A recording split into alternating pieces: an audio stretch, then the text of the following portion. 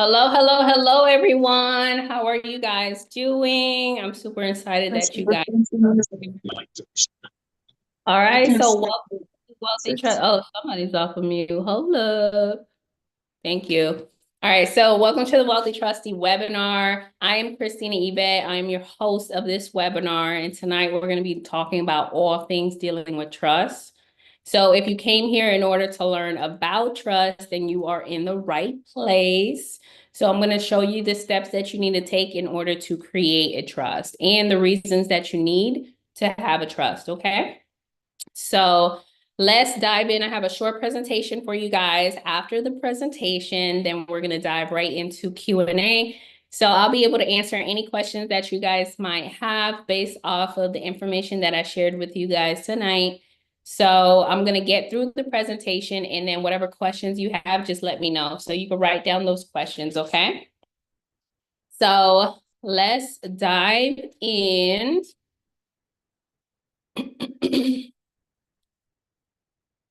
All right, so this is a disclaimer. This is not legal advice or tax advice. So I'm not a licensed attorney or a certified public accountant. I am a trustee, you guys. I have been a trustee for the last 10 years. I became a trustee in 2015 by way of real estate. So originally, I was a registered nurse by trade, and I was living paycheck to paycheck. And so I knew that I had to find a second stream of income in order to stop living paycheck to paycheck. So I had ended up going to a seminar, and in that seminar, I learned about real estate investing. So I learned everything that I needed to know about real estate investing. And within 6 months, I ended up buying my first property. And the way I funded that property was by way of a hard money lender, if you guys know anything about real estate. So that hard money lender, he ended up becoming my mentor, and he told me that I needed to put that property into a trust.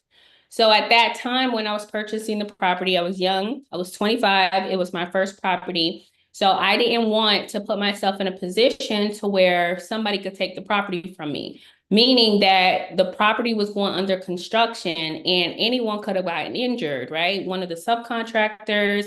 So I didn't want there to be, a slip and fall or anything like that. And then they sue me and take the property from me. So I ended up setting up a trust, and I put that property in a trust.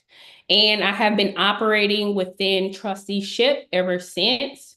So since I have 10 years of experience, I'm going to show you how you can become a trustee. Okay. So let's go ahead and dive in. So this is the objective for tonight's webinar. So you're going to learn what is a trust, different tax strategies, some wealth building strategies, who the contributors of a trust are, how to operate the trust, and how to protect your assets with the trust. So the first thing I want you to know is, I want you to ask yourself this question, right? How is it that these big organizations like Amazon, like Facebook, like Berkshire Hathaway, like the Trump organization, how is it that these big time billion-dollar organizations pay little to no taxes? We have heard Trump say that he doesn't pay taxes because he's smart. We heard Warren Buffett say that he literally pays less taxes than his secretary. So the way that these billion-dollar organizations are able to do that is because they have trust within their structure. So if you want that opportunity to lower your taxes to, almost nothing, then you also need to incorporate trust within your structure.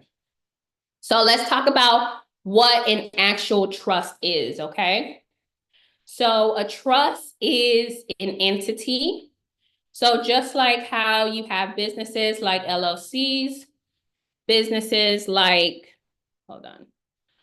You have LLCs, you have corporations, those are entities, right? So a trust is also the same thing. It's an entity just like those other entities, okay? You are also an entity. You're an entity, I'm an entity, a trust is an entity. So just keep that in mind, okay? Now, the way that this entity comes into existence is by way of a contract.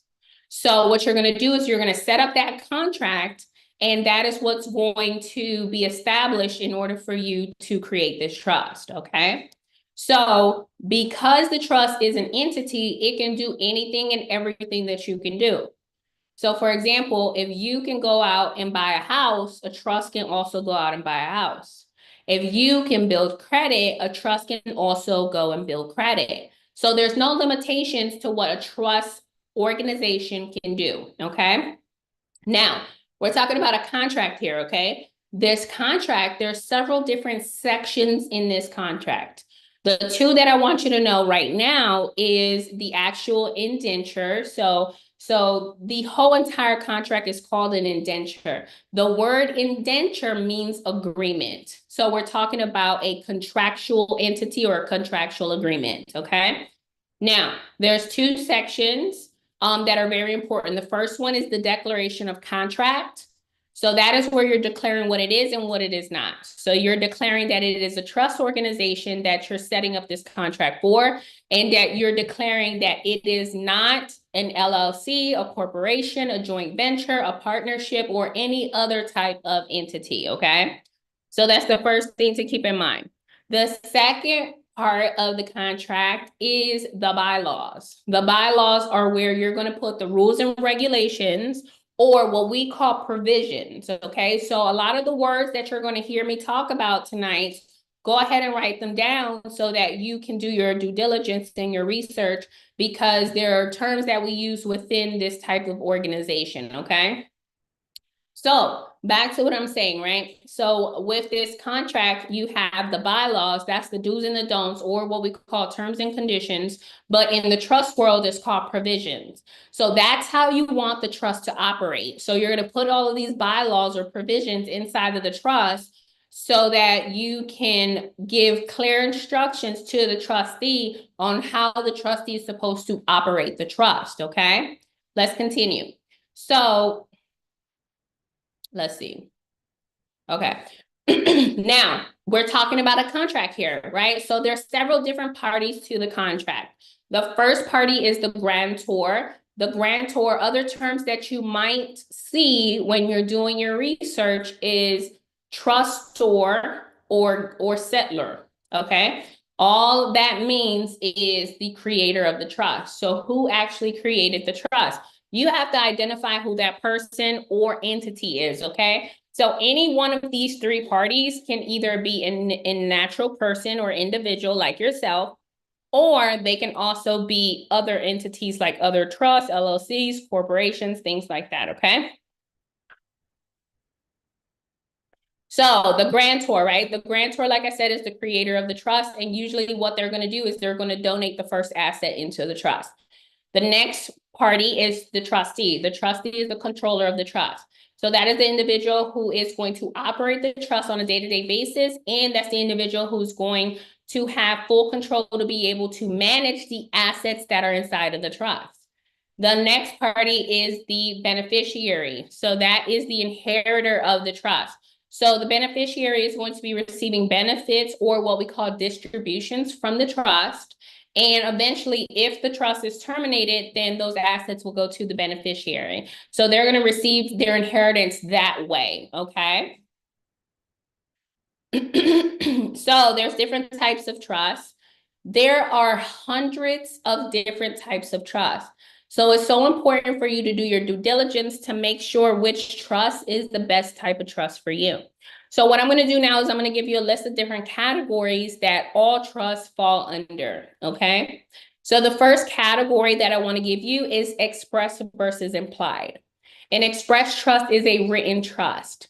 So that means that it's actually in a contract style, it's black and white on paper, you have a physical, tangible trust, and you physically sign, right? So the next type of trust, on the contrary to that, is an implied trust, right? So an implied trust is a verbal trust, right? Or a verbal agreement, meaning that me and you, we spoke and you told me what the bylaws are, and that interaction alone created a trust, right? But it is an implied trust, okay? So there's no physical contract that's going to be executed, okay? Now, the next types or categories is simple versus complex. So a simple trust is a trust that is shorter in nature and that distributions, 100% of the distributions are required to be given to the beneficiaries.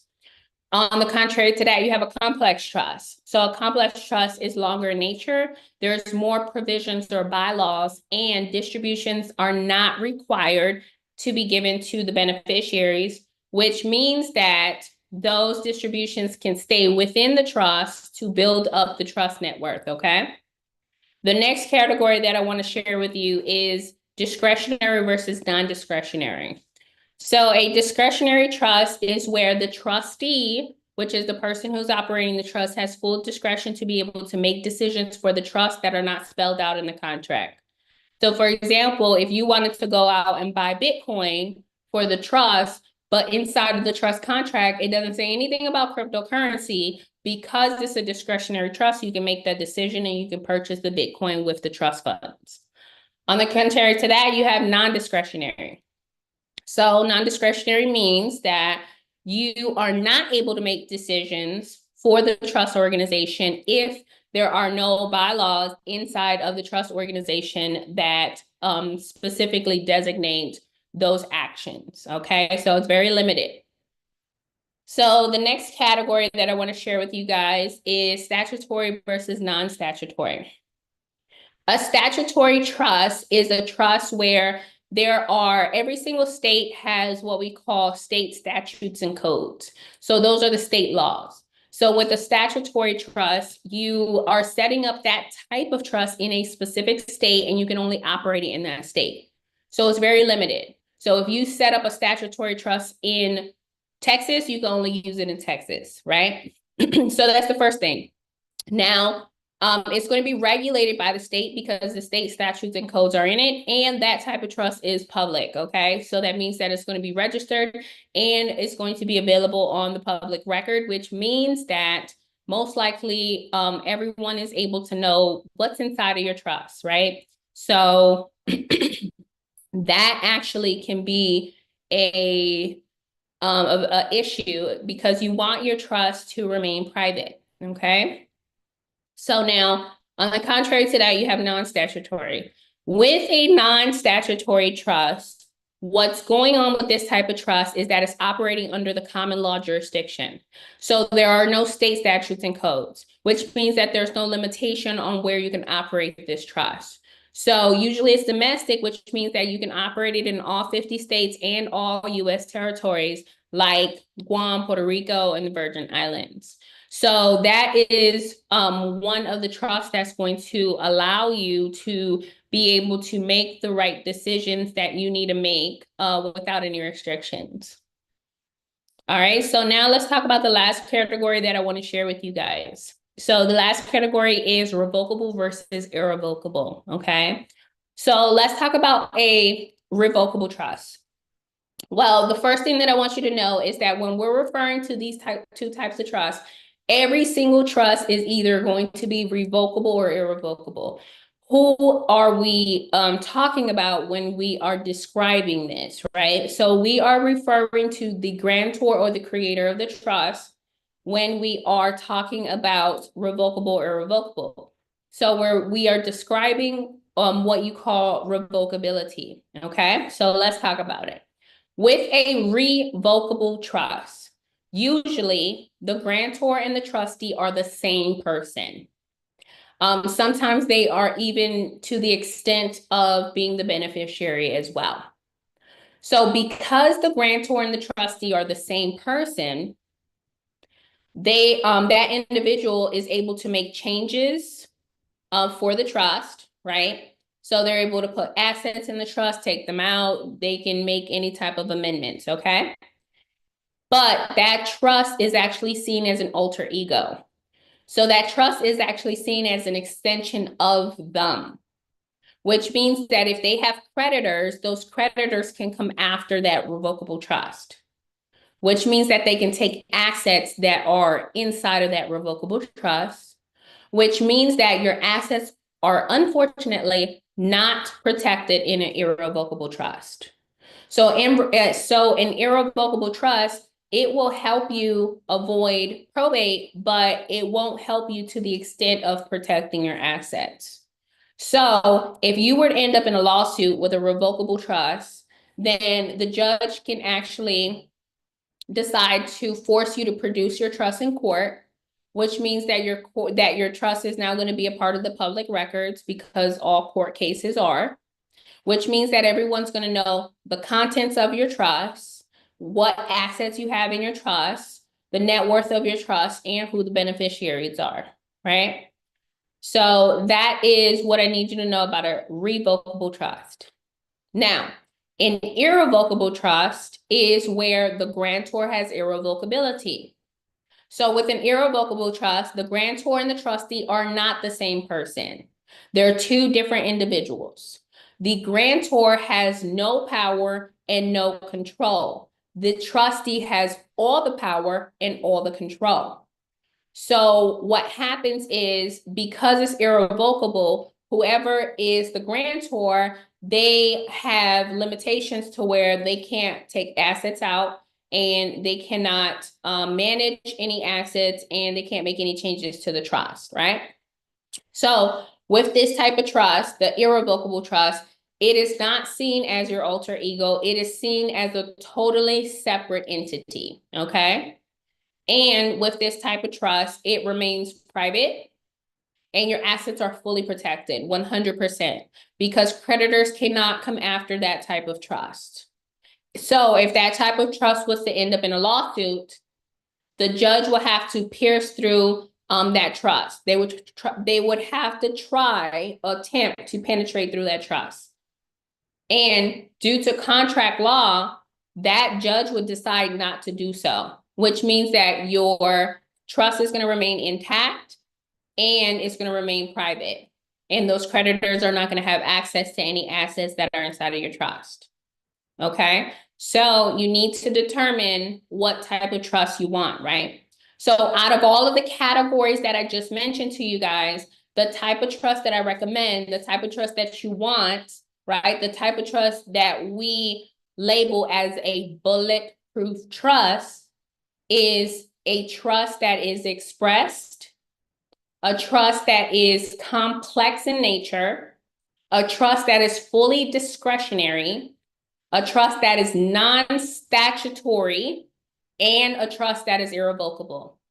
So it has to meet all 5 of those criteria for it to be truly bulletproof. Now, what you need to do is you need to determine what type of trust is the best trust for you, for your family, for your business. So when we're talking about how to actually create a trust, you want to go with step 1, which is determine the type of trust, okay? So I just gave you the categories that I recommend for the type of trust that's best for you, or at least you want those types of characteristics in your trust, okay? Now, number 2 is determine the trust name. So you have to actually name your trust. And when you go to name your trust, there's 2 things that I want you to know. The first thing is that you don't have to have the word trust in the actual name, okay? So you know how your LLC ends in LLC, how your corporation ends in Inc.? That doesn't apply with the trust. So you want to use very unique and distinct names, right?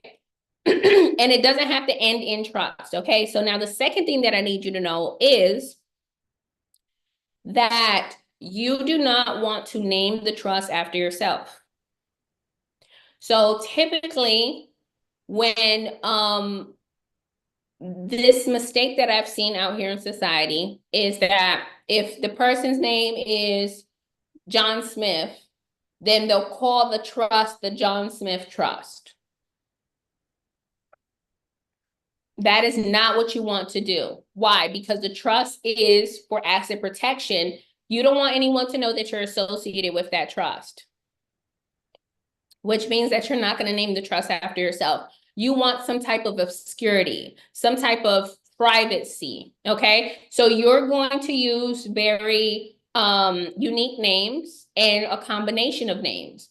So for example, if you're creating a family trust, then you're going to use names like legacy, dynasty, empire, right? Estate, things like that, okay? So just think about a name that you feel is more appropriate that's not going to be directly tied to you. Some people like to use their last name, which is not a bad option. You can use your last name, and the only reason why is because with your last name, it's so common, right? Your last name is so common that pretty much everyone has that last name, right? So it's not going to necessarily tie back directly to you, okay? So just go ahead and consider that as well. So when it comes to naming your trust, you get to choose what you want to name it, and it's just like naming a business, okay? So now the next thing you need to do is you need to appoint the different parties involved. So you're going to appoint the grantor, the trustees, beneficiaries, and successor trustees. So you're going to appoint yourself as the trustee. If you're setting up an irrevocable trust, you're going to appoint someone else as the grantor. You're going to appoint your children or another trust as the beneficiaries. And lastly, you need to choose a successor trustee. The successor trustee is the individual who's going to take over after you in the event that something happens to you. Why? Because the trust is designed to outlive you. So someone needs to be able to take over and continue to operate the trust, just in case you expire, just in case you become incapacitated, just in case you decide that you want to resign from the trust and you don't want to operate it anymore, then you need to have that person ready to go. So that is the successor trustee. So they're going to stay in this dormant position as a successor trustee until you step down, and they're going to step up. And they're going to be acting as a trustee now. So the next thing that you want to do is you want to actually create that trust agreement, okay? So like I said, it's a contract style. So at the end of the call, I'll show you what a trust looks like so that you can put a visual to what I'm telling you. So inside of this agreement, you want to put all of the provisions that I told you. So you want to customize and make sure that it has all of the rules and regulations that you want, okay? So some of the provisions that we use are spendthrift provisions. So spendthrift provisions are when you are controlling the money from the grave. So that means that you're putting rules on age, you're putting rules on education, you're putting rules on inheritance and succession, right? So that you can actually tell the beneficiaries how you want them to spend the money. So that's just an example of one of the type of provisions that we put inside of this trust contract. So now that you've set up your trust contract, right, it's all finalized, you put all your bylaws in there. Now it's time for you to legalize the trust. So what you're going to do is you're going to actually get the trust notarized. So there's two signatures that are required. The two signatures that are required is the grantor and the trustee. So both of those individuals, they have to sign in front of a notary, and the notary is going to witness their signatures. The notary is going to sign as a witness, and the notary is going to stamp and put their seal on your documents. That then turns your contract into a legal contractual entity, which means that now you are officially able to operate that trust entity under that name. So the first thing that you want to do is you want to obtain an EIN for the trust. That's an employer identification number with the IRS so that you're able to open up a bank account. So now let's move on to number 5, which is once you legalize this trust, you can start operating it right away. The first thing that you're going to do is you're going to set up that trust fund. So whenever you're doing your research and you hear the word trust fund, they're talking about the bank account that's associated with the trust, right? That's where those funds are held.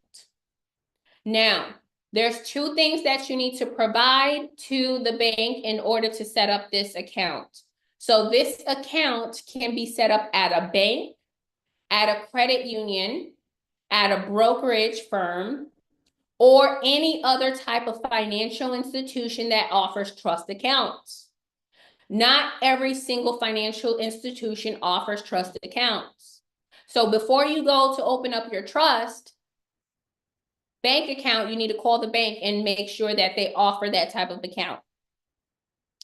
Now, when you decide that you're going to go ahead and establish a banking relationship with a specific bank, the types of accounts that you can open up are a checking account, a savings account, a money market account, as well as a cash management account and a brokerage account.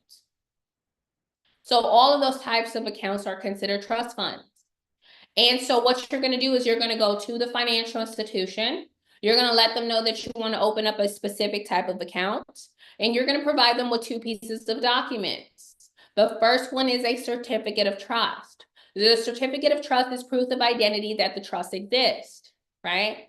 So for example, if somebody asks you for proof of identity, you're going to provide them with your driver's license. On your driver's license, it shows your name, your address, a specific ID number, and different characteristics about you, like your height and weight and things like that, right?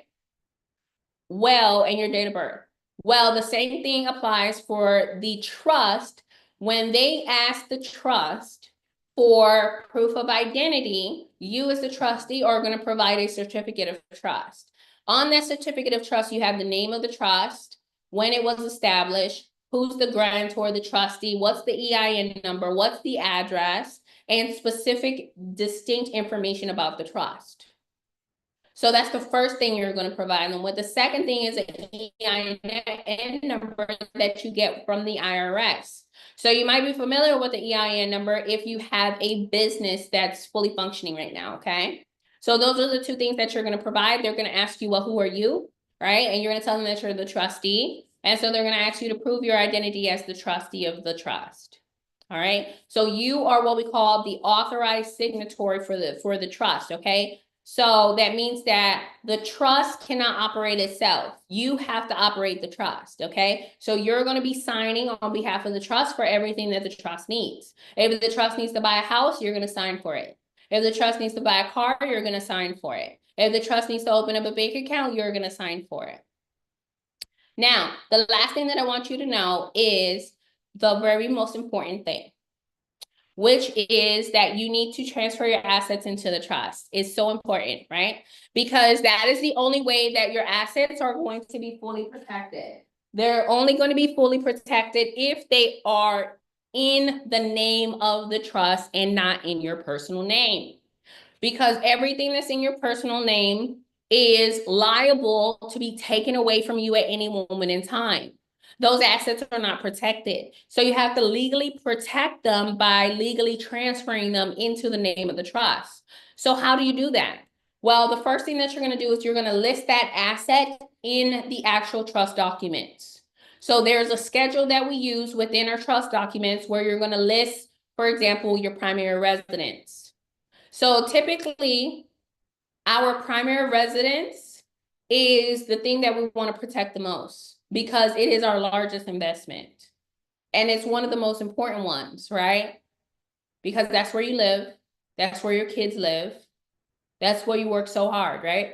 In order to buy your home.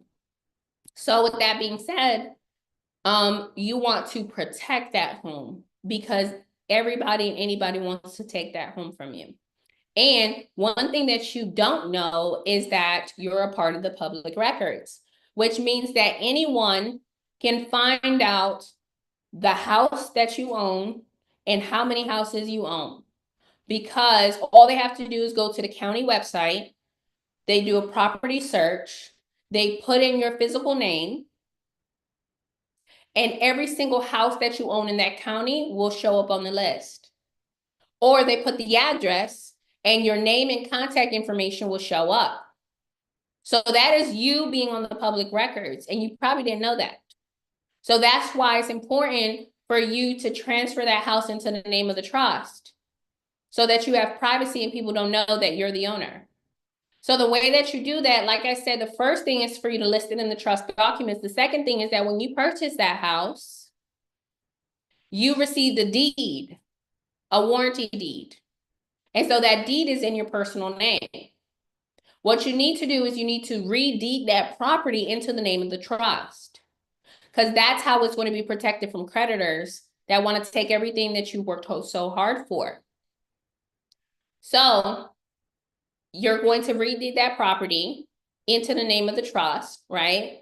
And then you're going to go down to the county recorder's office and record the new deed. They're going to stamp it, and it's going to be officially recorded in the records, and it's going to be uploaded to the public records that the new owner of that property is the trust, and it's no longer you. So that is what you want, because now it's going to protect you from many things. So let's talk about what a trust actually protects you from, right? That's super important.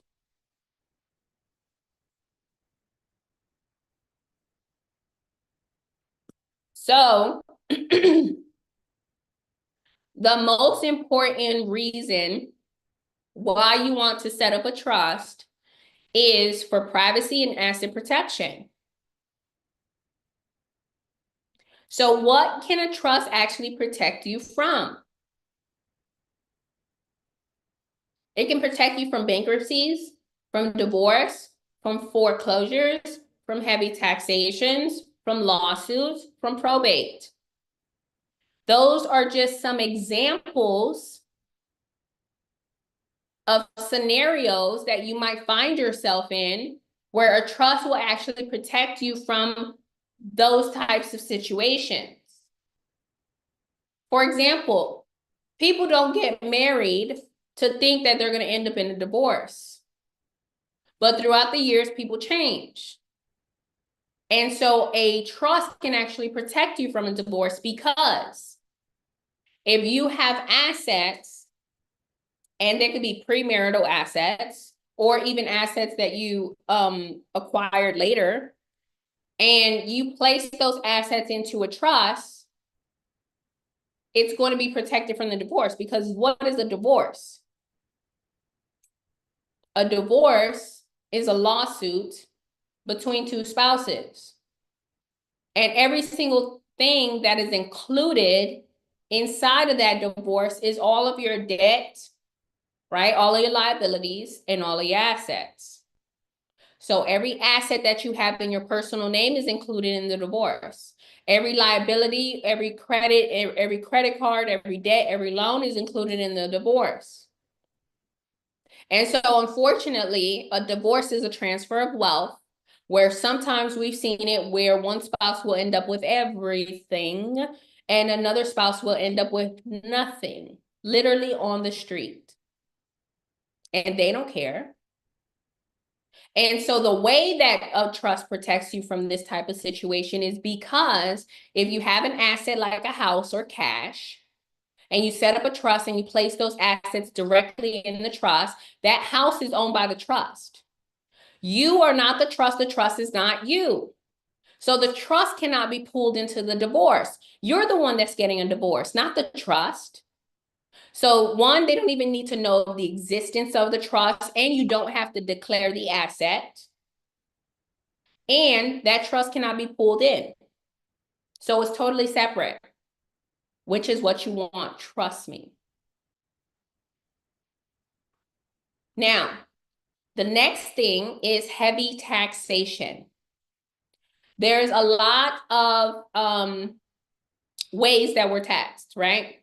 A lot of us were giving away half of our income to the government, especially if you're in California, especially if you're in New York, or any of those states where you're literally giving 50 to 60% away. So you want to put yourself in a position to where you can decrease your taxation, so that some of that money can stay within your household and then you can actually allocate it somewhere else.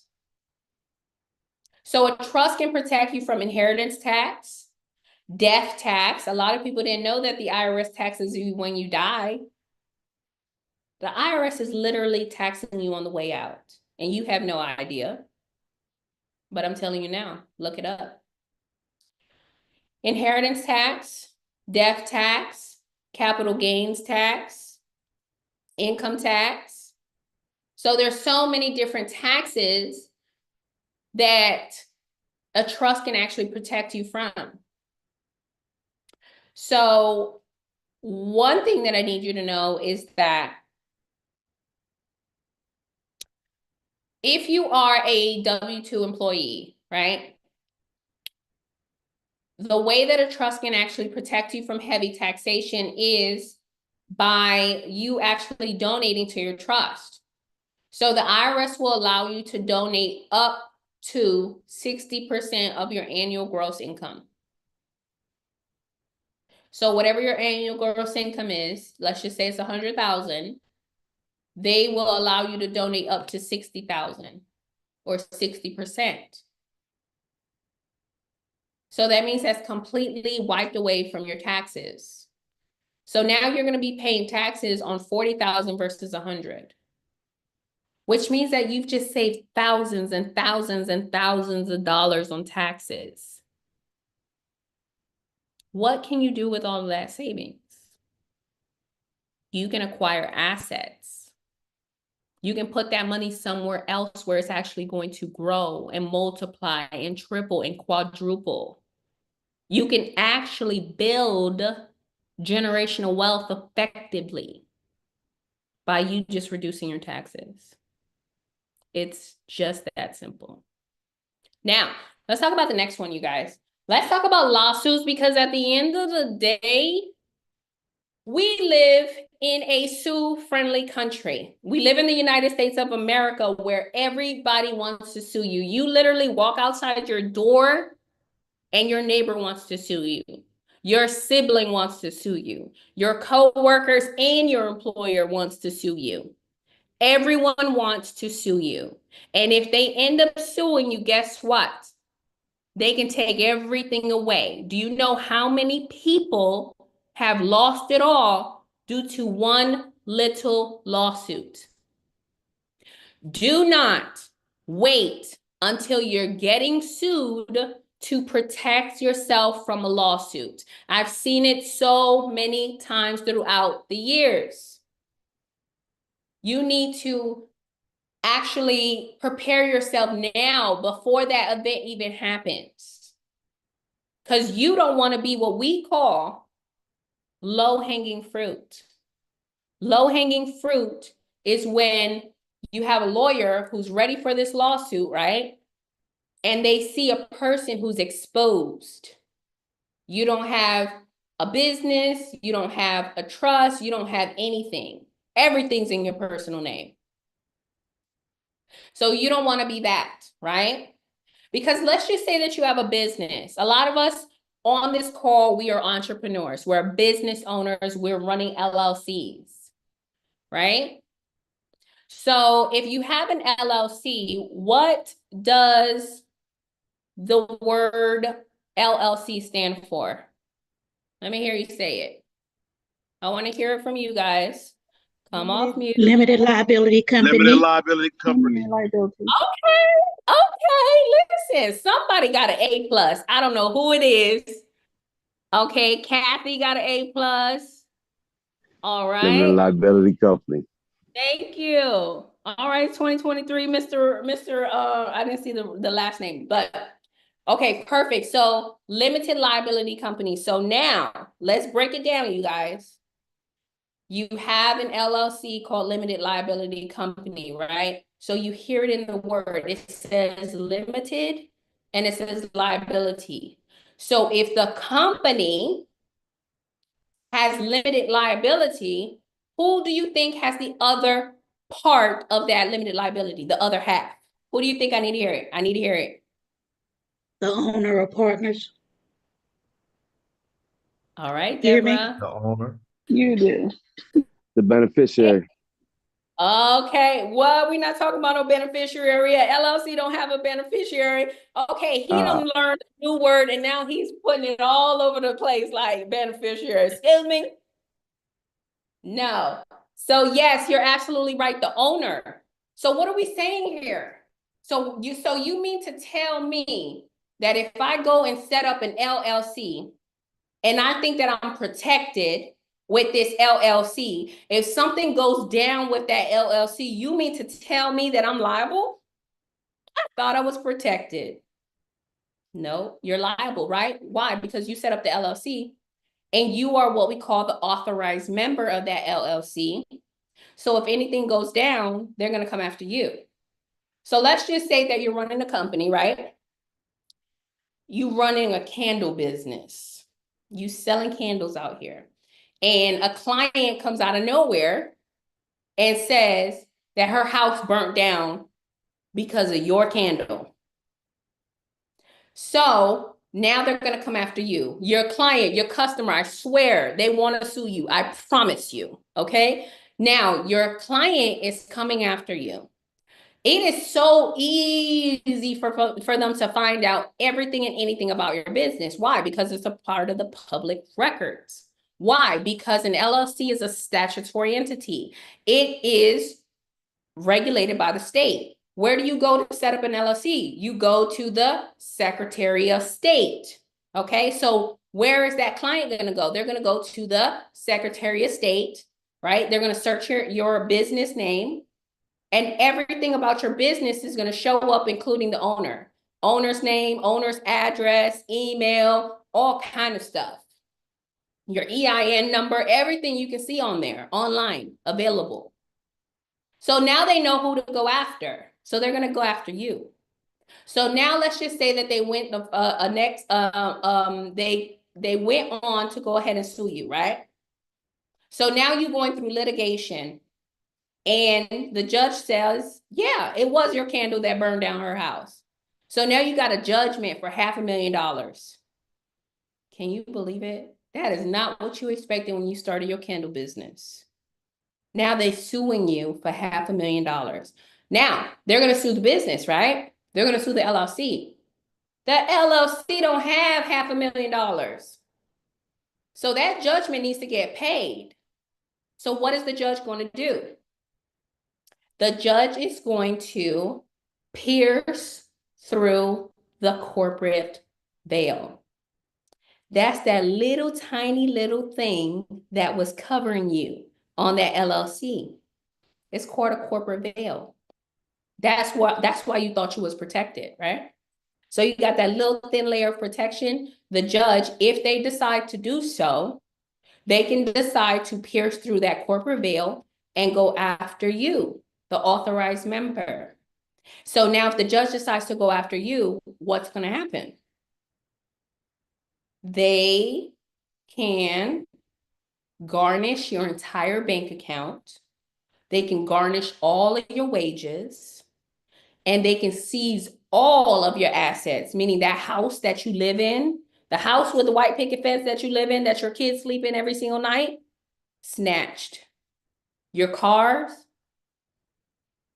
whatever other assets you have, crypto, anything in your personal name is taken away. Why? Because you lost one little lawsuit. So you don't want that to happen. So if you are a business owner, if you are an entrepreneur, what you want is for that LLC to be in the name of a trust. You do not want to be the owner of your business on paper. That's a liability. So what you want is for the trust to be the owner of the LLC. Because now guess what happens, right? If the trust, if the business is sued and they decide to go and pierce through the corporate veil, they're going to go after the trust. They're not going to go after you, which is what you want, because the trust is going to take full liability, 100% liability for the LLC. That is what you want.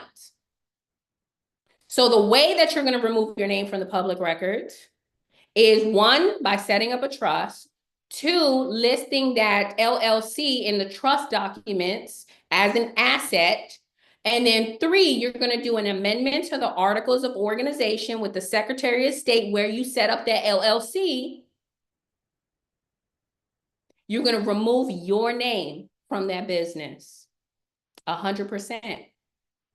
You're going to now list the trust as the owner or the authorized member of that LLC. 100%. So it's a single member LLC owned by a trust. That's the way that you want to be structured if you really want to protect yourself.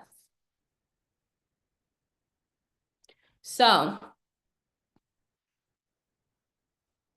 let's continue on.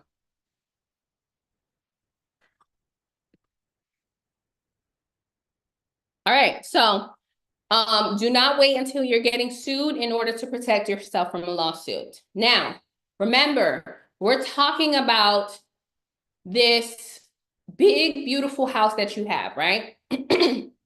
So let's talk about the next thing, which is probate, right? So we're talking about this big, beautiful house that you have. Remember, our largest investment is our primary residence, right? We worked so hard for that down payment. And then we got the house. We filled the house up. We're paying every single day, every single month, right? Our monthly payments for the next 30 years.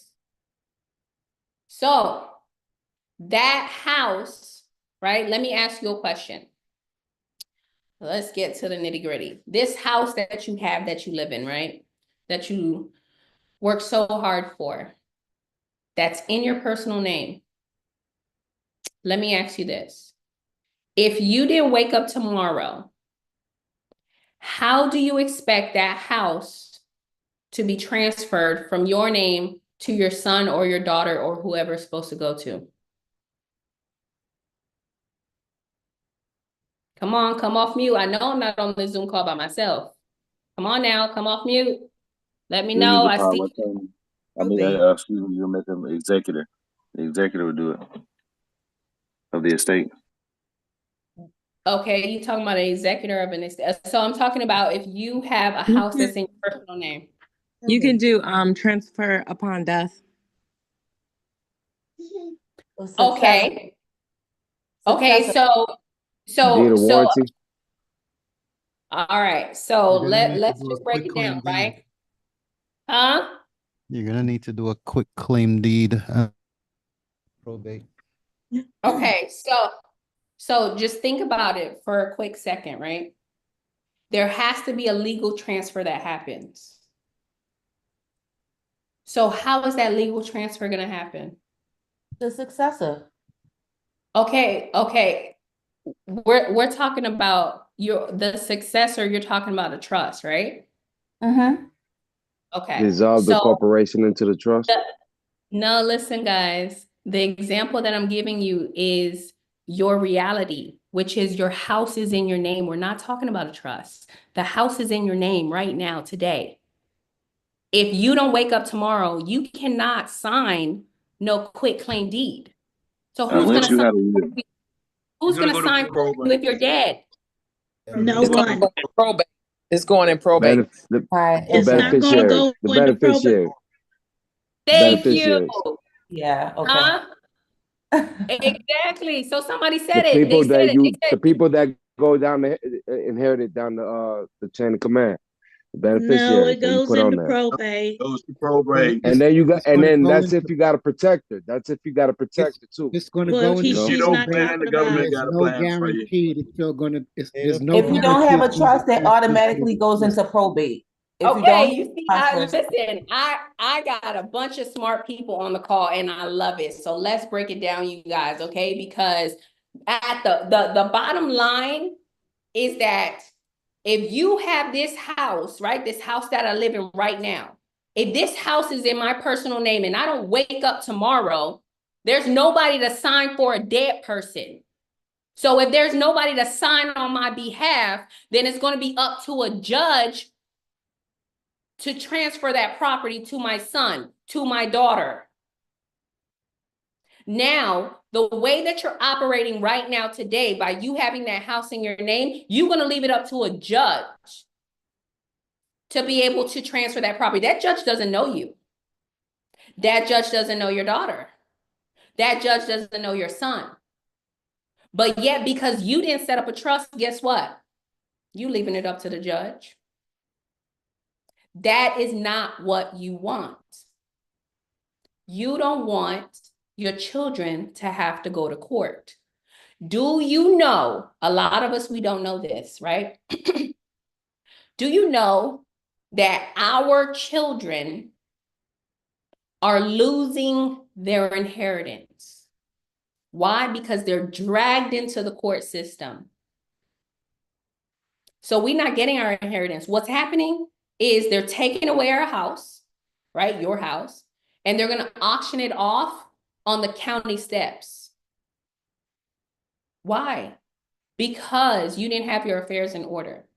So what's going to happen is you're going to end up in probate. So let's talk about probate, you guys, because it's super duper important, right? So a lot of people, they think that a will is good enough. A will is a wish list.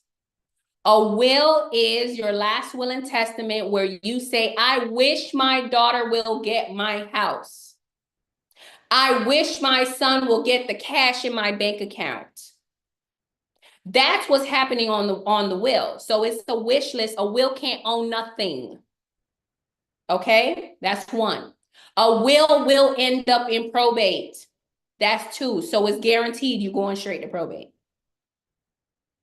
So let's break down what probate is, because we have bought into this lie, right? The lie that we bought into was, my house is automatically going to go to my kids. That's the biggest lie that you ever believed. Along with your debts and everything Your house else. doesn't automatically go to your kids. What'd you say? Your house doesn't automatically go to your kids. Okay? So what happens is, let's just say you have a house, you got cash money in the bank, you got a car, right? Few assets.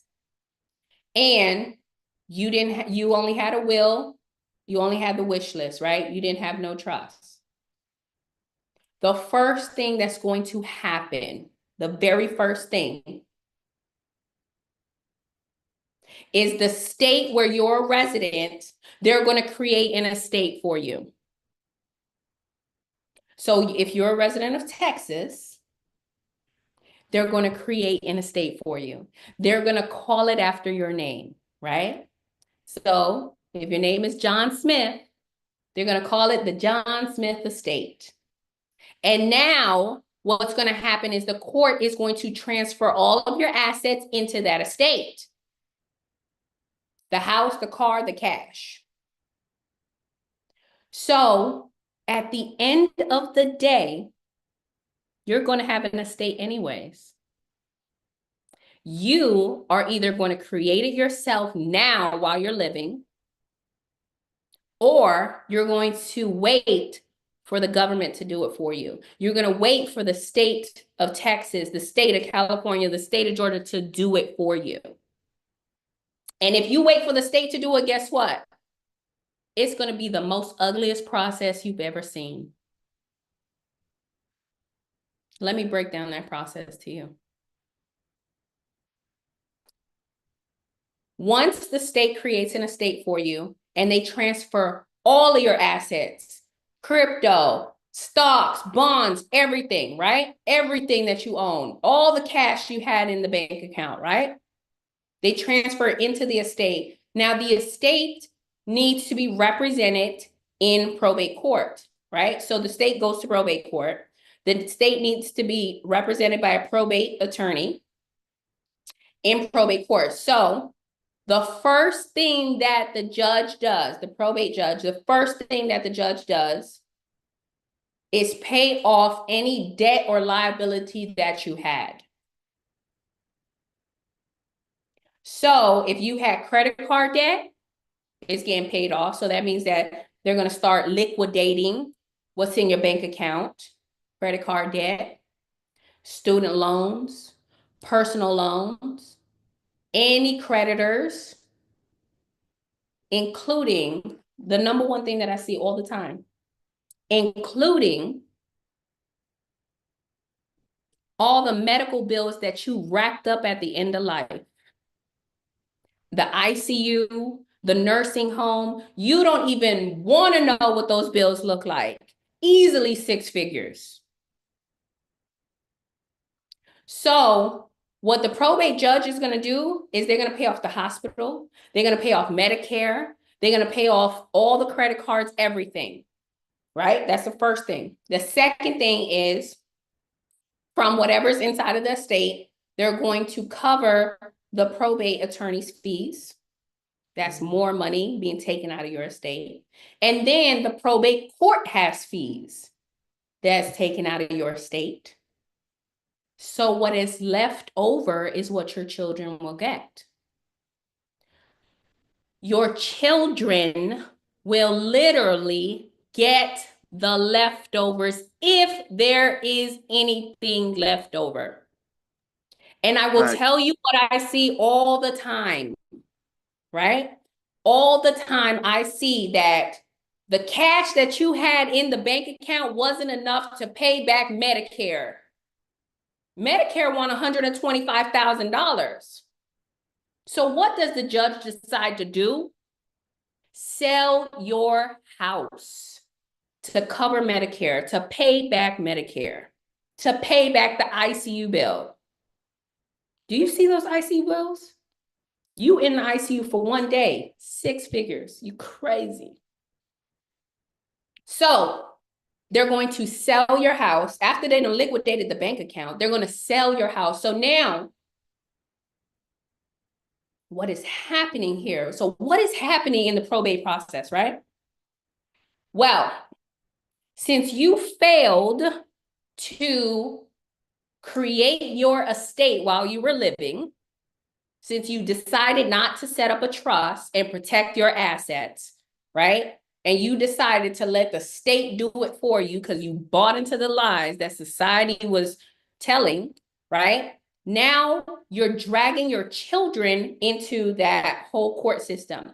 Your children, I'm telling you, it's an ugly process. Your children, they're literally going to be fighting to keep mom and dad's house, or they're going to be fighting each other. That's not what you want. Why? Because what's happening right now is your children are grieving. They just lost the most important person in their life. And instead of them grieving in peace, because you didn't have your affairs in order, you're dragging them into court. That's not what you want. So this is what you want. You want to set up your own trust estate now while you're living. So you're going to set up a trust. You're going to transfer all your assets into the trust. The house, the bank account with the money, the stocks, the bonds, the car, everything. Everything's going to be in the name of the trust.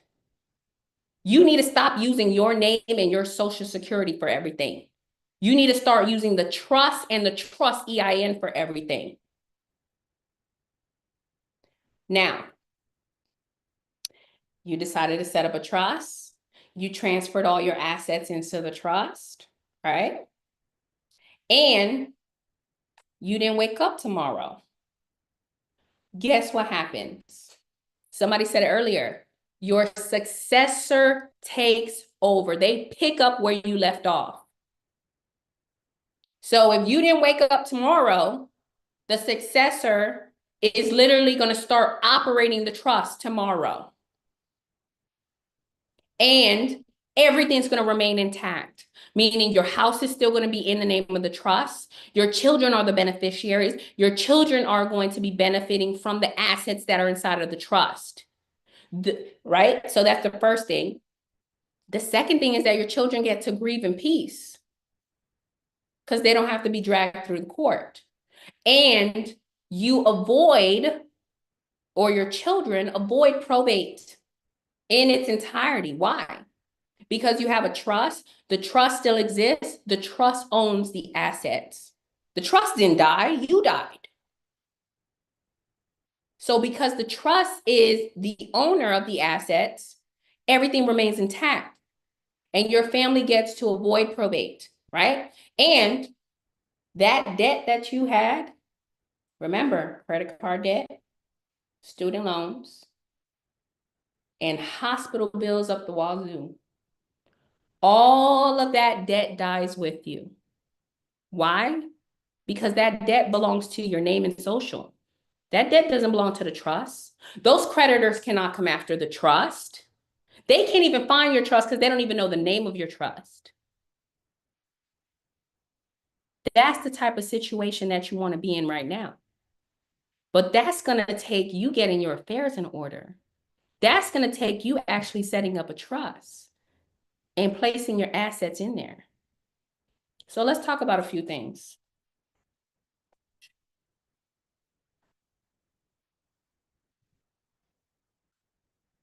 So probate is inevitable, you guys, okay? So probate is inevitable. The only way that you're going to avoid probate is by setting up a trust, okay? So just keep that in mind, especially if you're intentional about building generational wealth. So let's talk about wealth, right? Because a lot of you guys are walking around here talking about generational wealth, but y'all don't have the tools or the structure established for generational wealth. So let's talk about it. So this that you see in front of you is the wealth building formula. I have 3 pillars here. I have structure, credit, and invest. So let's break it down. So let's talk about structure, because structure is very important. And if you're not if you don't have trust within your structure, then you need to get restructured, okay? Now, what I recommend is that you already put in your mind that you want to have multiple trusts within your structure. Why? Because you don't want to put all of your assets in one trust. Just like you don't want to put all of your eggs in one basket. What happens to the basket if the basket falls? So the types of trust that I recommend are a business trust, a family trust, and a tax-exempt non-profit trust. So the way you need to be structured is you need to have a for-profit arm and a nonprofit arm within your structure. It's so important, okay? So let's break down. I'm going to break down all 3 of these trusts. The first one we're going to talk about is the business trust, right? So with the business trust, it is specifically for business purpose, okay? So that's for my business owners and entrepreneurs. So with this type of trust, you can use it in 2 ways. You can use it as a holding company. So you can operate it like you would a holding company, right? So how do you operate a holding company? That means that that entity does not provide any products or services. That entity is used to hold another entity. That other entity offers products and services. So what we're saying here is that you're going to set up a business trust. You're going to operate as a holding company. You're going to place the LLC into the business trust. The LLC is going to continue to operate business as usual with the products and services that it's already offering out here in society. Okay? So that's the first way you can use it. The second way that you can use the business trust is to conduct traditional business. That means that it's going to be operational. So if you don't have an LLC, but you want to start a business, you don't have to go down the road of going to the Secretary of State and actually setting up an LLC. What you can do is you can set up a business trust. And then you can start operating your business. So if you're in real estate, if you're in e-commerce, if you're in restaurant, whatever it is, there's no limitations. So now let's talk about the business trust, right? So if the business trust owns the LLC, remember I gave you the example earlier which is you have to remove yourself as the authorized member. You're going to place the business trust as the new authorized member of that LLC. So let's just say that that LLC is making $100,000.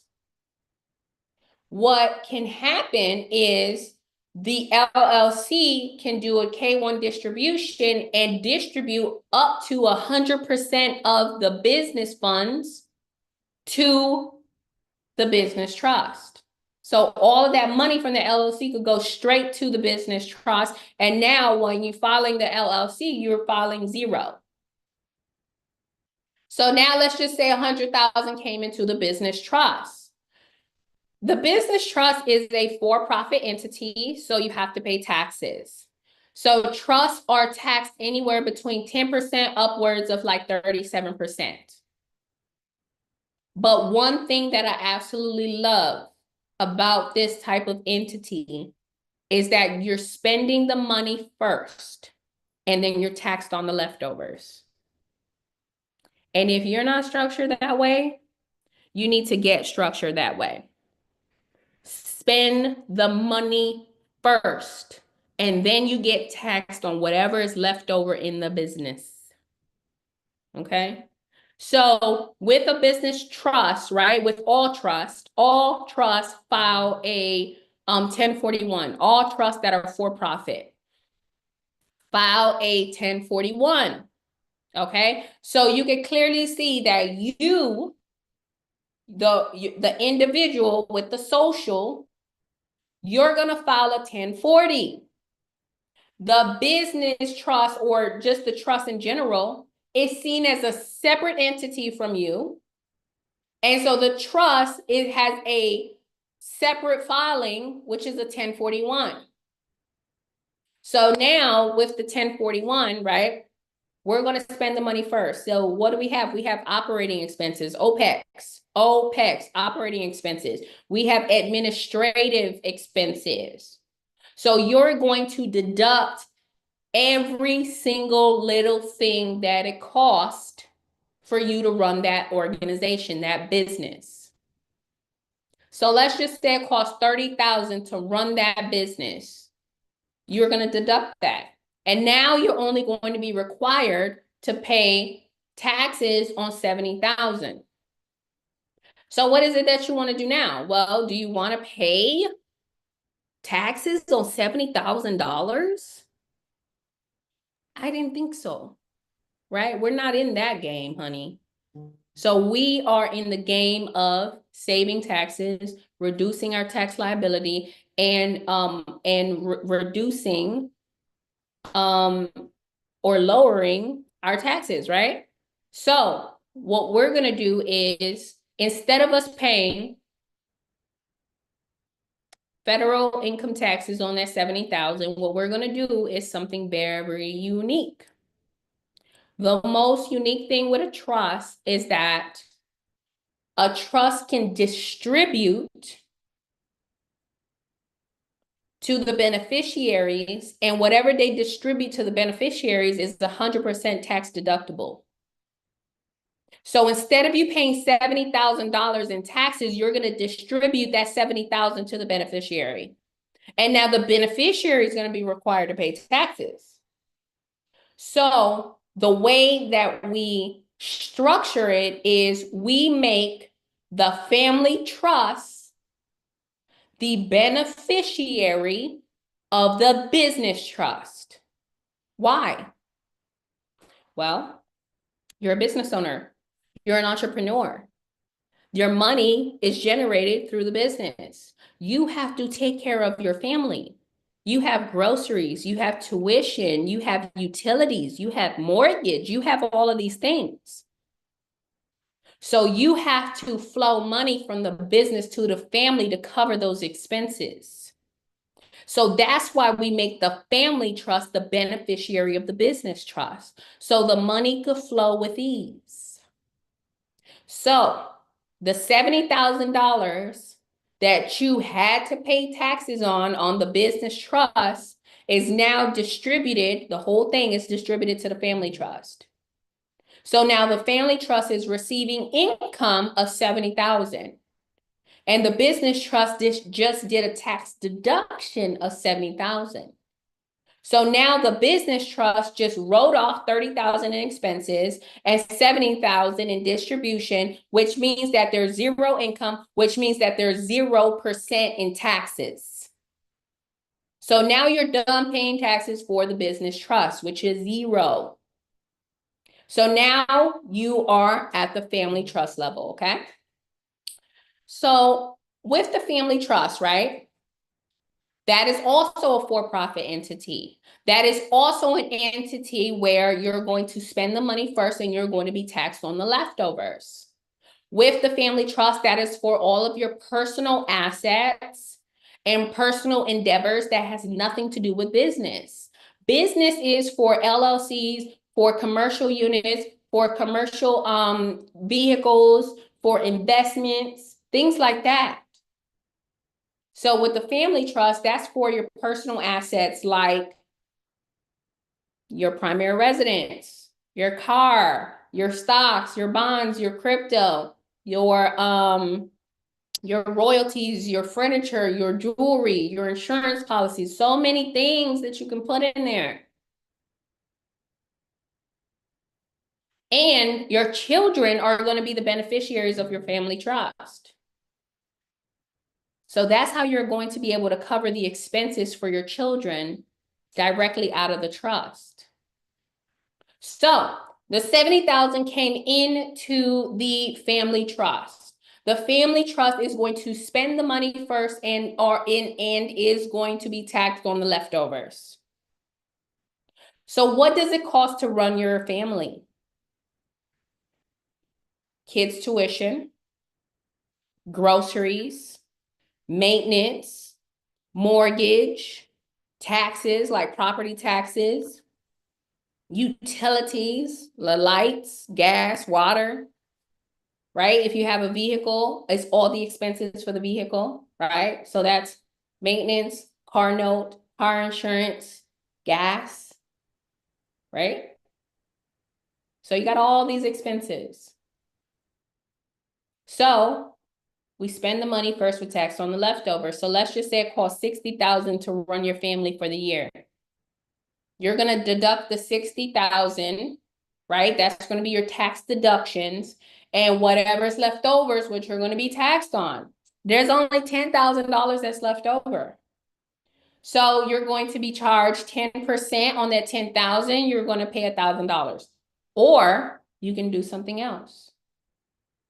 You can do what we call a contribution, a charitable contribution. You can do this on every single level.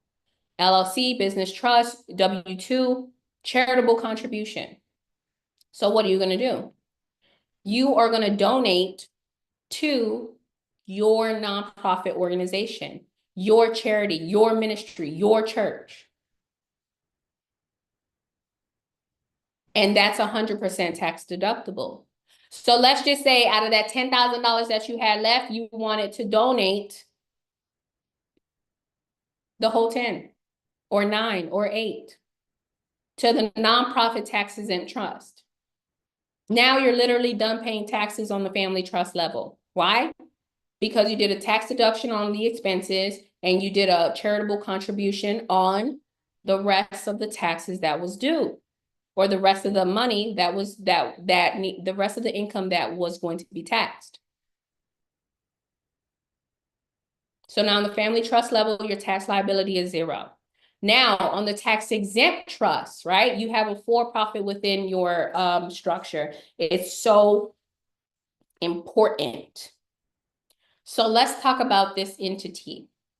So it is what we call a trust that is designated as a 508c1a. So it's identical to a 501c3, your traditional nonprofits. But the only thing that separates it is the separation between church and state. Due to the separation between church and state, you're not required to apply for tax exemption, which means that you don't have to go down the 501c3 route.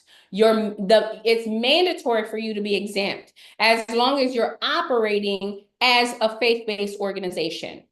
So this faith-based organization can be either charitable, religious, or educational. You choose. And so this type of organization, you can call it a faith-based, you can call it a church, you can call it a school, you can call it a ministry, you can call it whatever you want. But you operating it like a charity, like a ministry, right? And so you're automatically exempt from not having to file for federal taxes. So you don't have to do the 1041 unless you make income over $5,000. So that's why it's so important for you to do bookkeeping and record keeping, and for you to label the money that's coming into the organization the right way. So how does the money need to be labeled? It needs to be labeled as either a donation or a tithe or a gift. That is how it needs to be labeled coming into the organization for it to remain tax exempt. So with this type of organization, as I mentioned, this is the type of organization where you can donate your income, right? So on the W-2 side, if you wanted to donate up to 60% of your salary to your nonprofit, you can. Because now you don't have to pay taxes on the 60%, which is beautiful. And now that money goes into the nonprofit and you can spend it on whatever you feel is necessary because you're the trustee. So if you feel like you want to go buy crypto with it, you can. If you feel like you want to go buy a house with it, you can. If you feel like you want to buy stocks or a business or land or whatever, you can. As long as it's in the trust documents, as long as it's in that contract, you can make any type of investment that you want. So it's very important that you're structured the right way.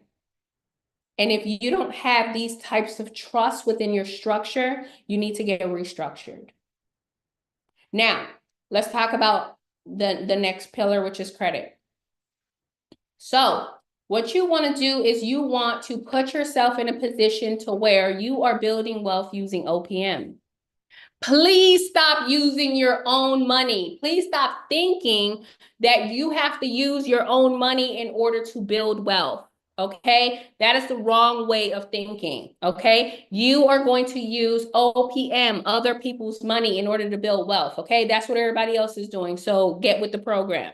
So the first thing you need to know is that you qualify for grants. So all of these entities qualify for grants, okay? That's the first thing that I need you to know. So that's one form of OPM that you don't have to pay back. The next form is credit.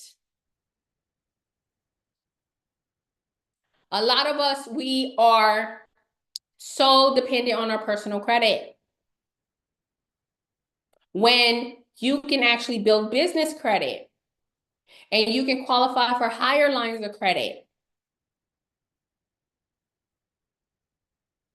So just like how an LLC can build credit, a corporation can build credit, they're building credit off of an EIN. Your trust has an EIN. So you're going to build business credit with your business trust. So it's identical. It's the same type of credit. It's credit that's based off of an EIN. Personal credit is credit that's based off of a social security number. Stop using your social security number for everything. Start using this EIN. Because like I said, you can qualify for higher lines of credit. So on the personal side, the bank is only going to give you 10K. But on the business side, they're going to give you 75K. So why not leverage 2 credit profiles instead of 1? So establish business credit. Use OPM in order to flip that money, because now that you qualify for a business credit card, guess what you can do? You can liquidate that credit card. When you liquidate that credit card, you can then allocate those funds somewhere else. You can purchase an asset. an income producing asset that's cash flowing, that's putting money in your pocket. That credit didn't originate from you. That credit came from Chase and Wells Fargo and BOA.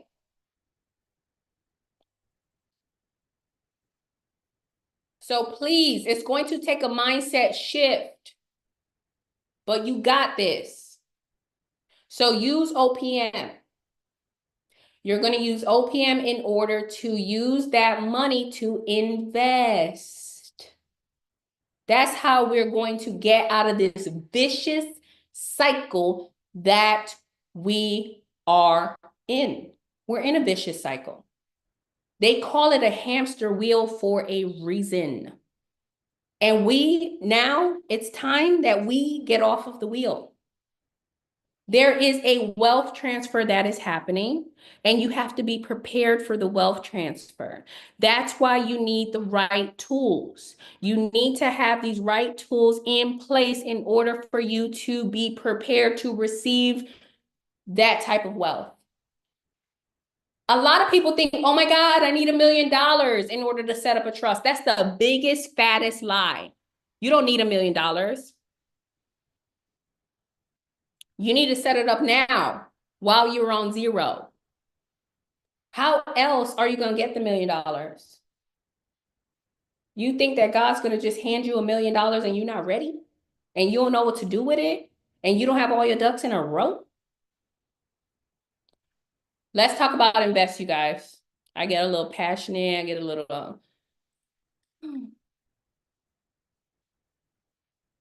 I could carry on. Okay. So let's talk about invest, because this is my favorite thing to talk about.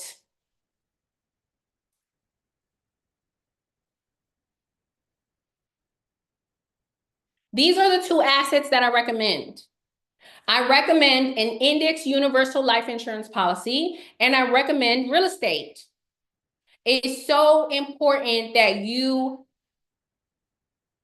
park your money where it's going to make money. For every single dollar that you have, you need to be pimping out that dollar. So meaning that instead of you working so hard for money, instead of you busting your ass in a 9 to 5, you need to make your money work hard for you. So that dollar that you have, it needs to go out and work, and it needs to bring back friends. Every single dollar is going to go out, is going to bring back 25 cents. Every single dollar is going to go out, is going to bring back 10 cents. That's what you need to do. You need to deploy your money in different places. Diversification is so important. Remember what we said. We're not going to put all of our eggs in one basket. So you need multiple different assets or investments. Let's talk about the first one, okay? Because the first one is so interesting. Index universal life insurance policy. So we're talking about life insurance. A lot of people think that life insurance is supposed to be used when they are dead. Life insurance is supposed to be used when you are living. That's why it's called life insurance. You're supposed to be using it when you're living. It's not called dead insurance. So use it now while you're living. Why? Because there's living benefits. So what are the living benefits for the life insurance? Okay, well, let's talk about it, right? This is a liquid asset.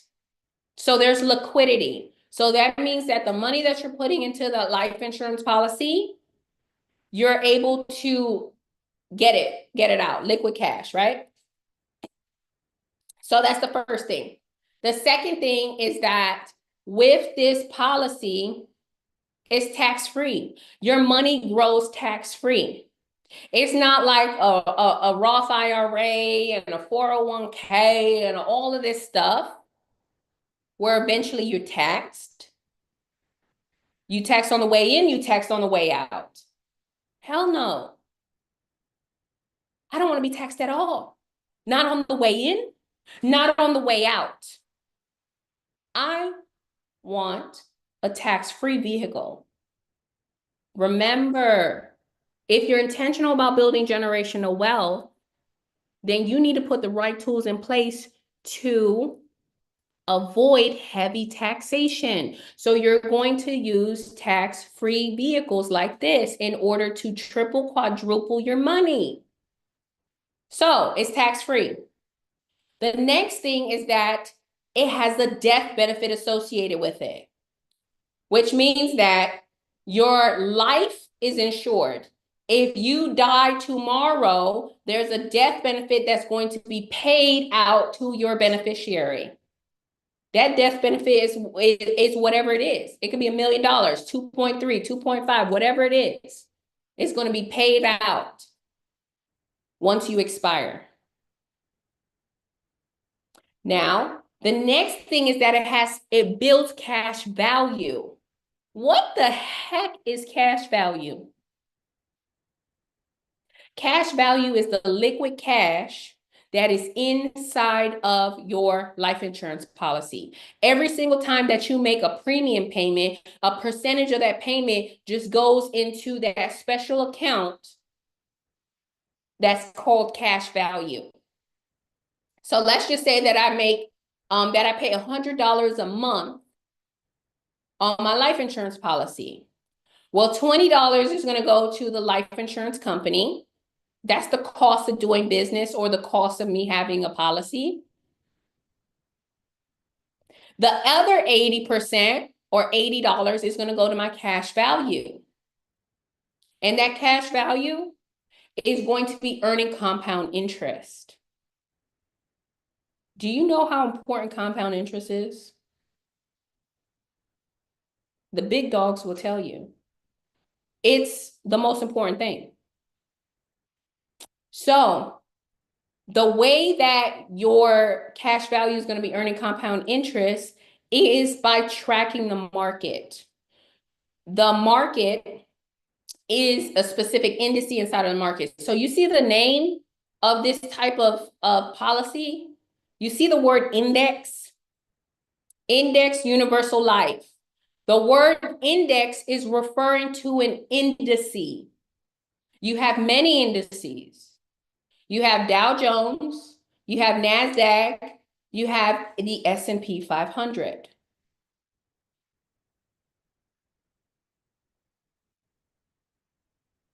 Those indices, right, are a part of the stock market. So for example, the one that we love the most is the S&P 500. It stands for Standard & Poor's 500, which is tracking the top 500 companies in this country. The top 500 companies, Amazon, Microsoft, Facebook, all of these big time, Apple, all of these big time companies, the top 500. So typically the S&P 500 makes on average about 8 to 10%. So what happens is because you have cash value inside of your policy, your money is not invested in the stock market. That's too risky. But what the carrier will do is they will match the stock market and give you those same returns as if it was inside of the market. So what the heck are we talking about here? So if the S&P 500 does about 8%, then the carrier is going to match that 8% and give you 8% on whatever you have in your cash value. So if you have $100,000 sitting inside of your cash value, then they're going to give you $8,000 on interest. And now the money gets to compound. And it compounds every 30 days. So that is extremely powerful because now you're going to be parking your money in a place where it's actually growing and it's completely safe. Probate can't touch your life insurance policy. Your life insurance policy is going to be protected, right? So that's what you want. You want to have this type of vehicle in order to grow your money. And you want to put yourself in a position to where you pay yourself first. So what does that look like, right? Well, let's talk about it really quickly. So when we get paid, let's just say we got paid right now, right? It's Friday, it's payday. What is the first thing that happens? Right? What is the first thing that happens when we get paid? You take out. You get taxed. Taxes. It's taxed.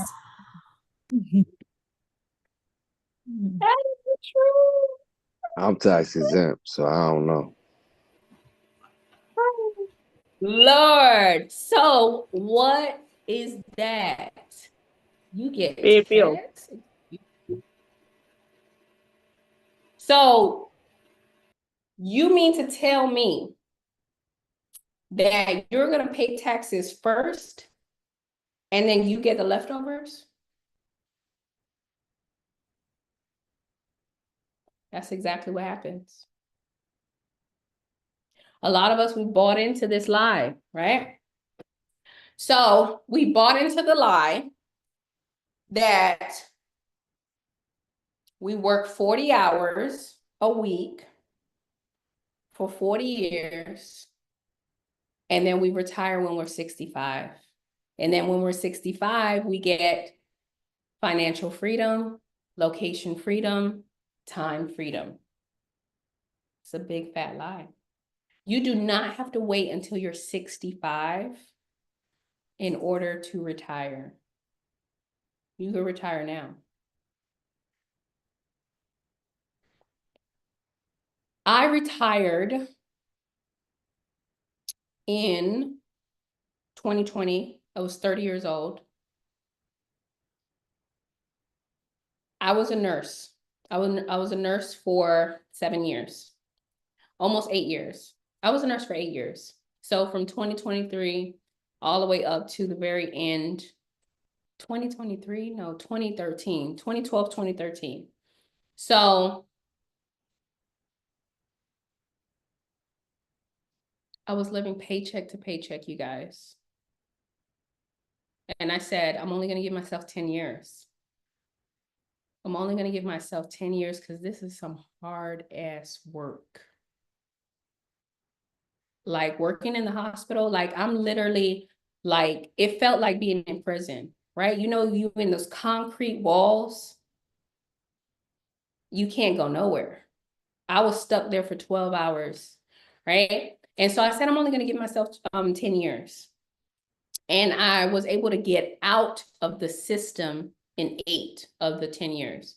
But one thing that affected me was that I had a coworker and she was 65 years old. And when I'm telling you that the hospital was whooping her, she couldn't do it no more. And I looked her in the face and I said, why don't you retire? And she said, I'm going to do another 2.5 years. Because if I'm 67 and a half, I'm going to get a little bit more money. And I was like, okay, but you've been doing this for over 35 years. Like, you're tired. She's like, I got 2.5 years left in me. One day, she left work and she was exhausted.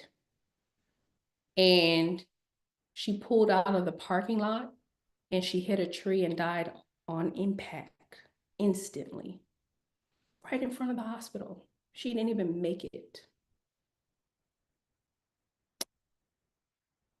That was the saddest thing for me to witness. And I said, I'm not going to be her. I'm not waiting until I'm 67 and a half. I'm going to retire as soon as possible. And the way that I was able to get out was through becoming a business owner, setting up an LLC, setting up a trust, doing real estate. So we don't have to buy into these lies that we're told. Because right now, what is happening, right? you're getting taxed first. So when you get your paycheck, right? The first thing that happens is FICA takes their cut. The IRS takes their money first, not you. Then who gets the second cut? Social Security. Who gets the third cut? Medicare. Who gets the fourth cut?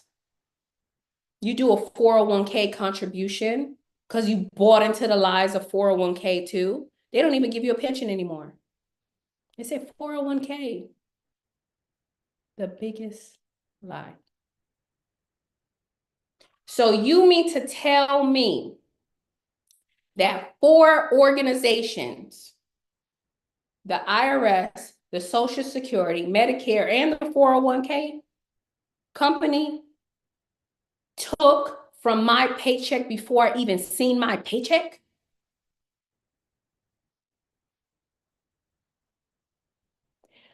Okay. And then what happens? You receive a direct deposit into where? Let's talk about it, guys. I'm not here by myself. I'm about to land this plane. Delta's Where does credit it go? It goes where? Into a credit union. into the bank, Okay. Exactly. which is not So, good.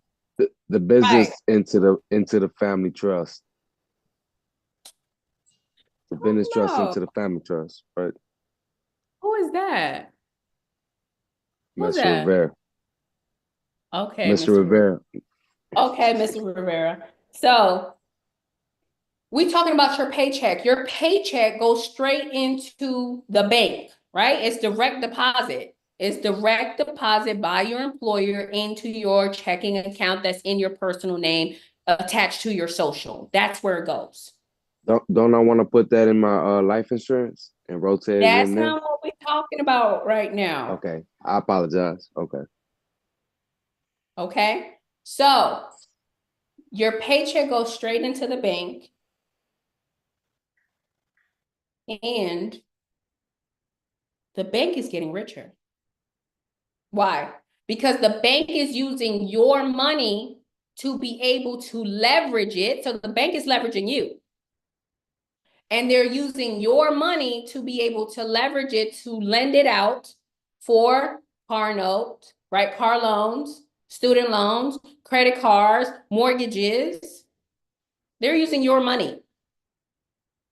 How much is the bank giving you in return for lending out your money?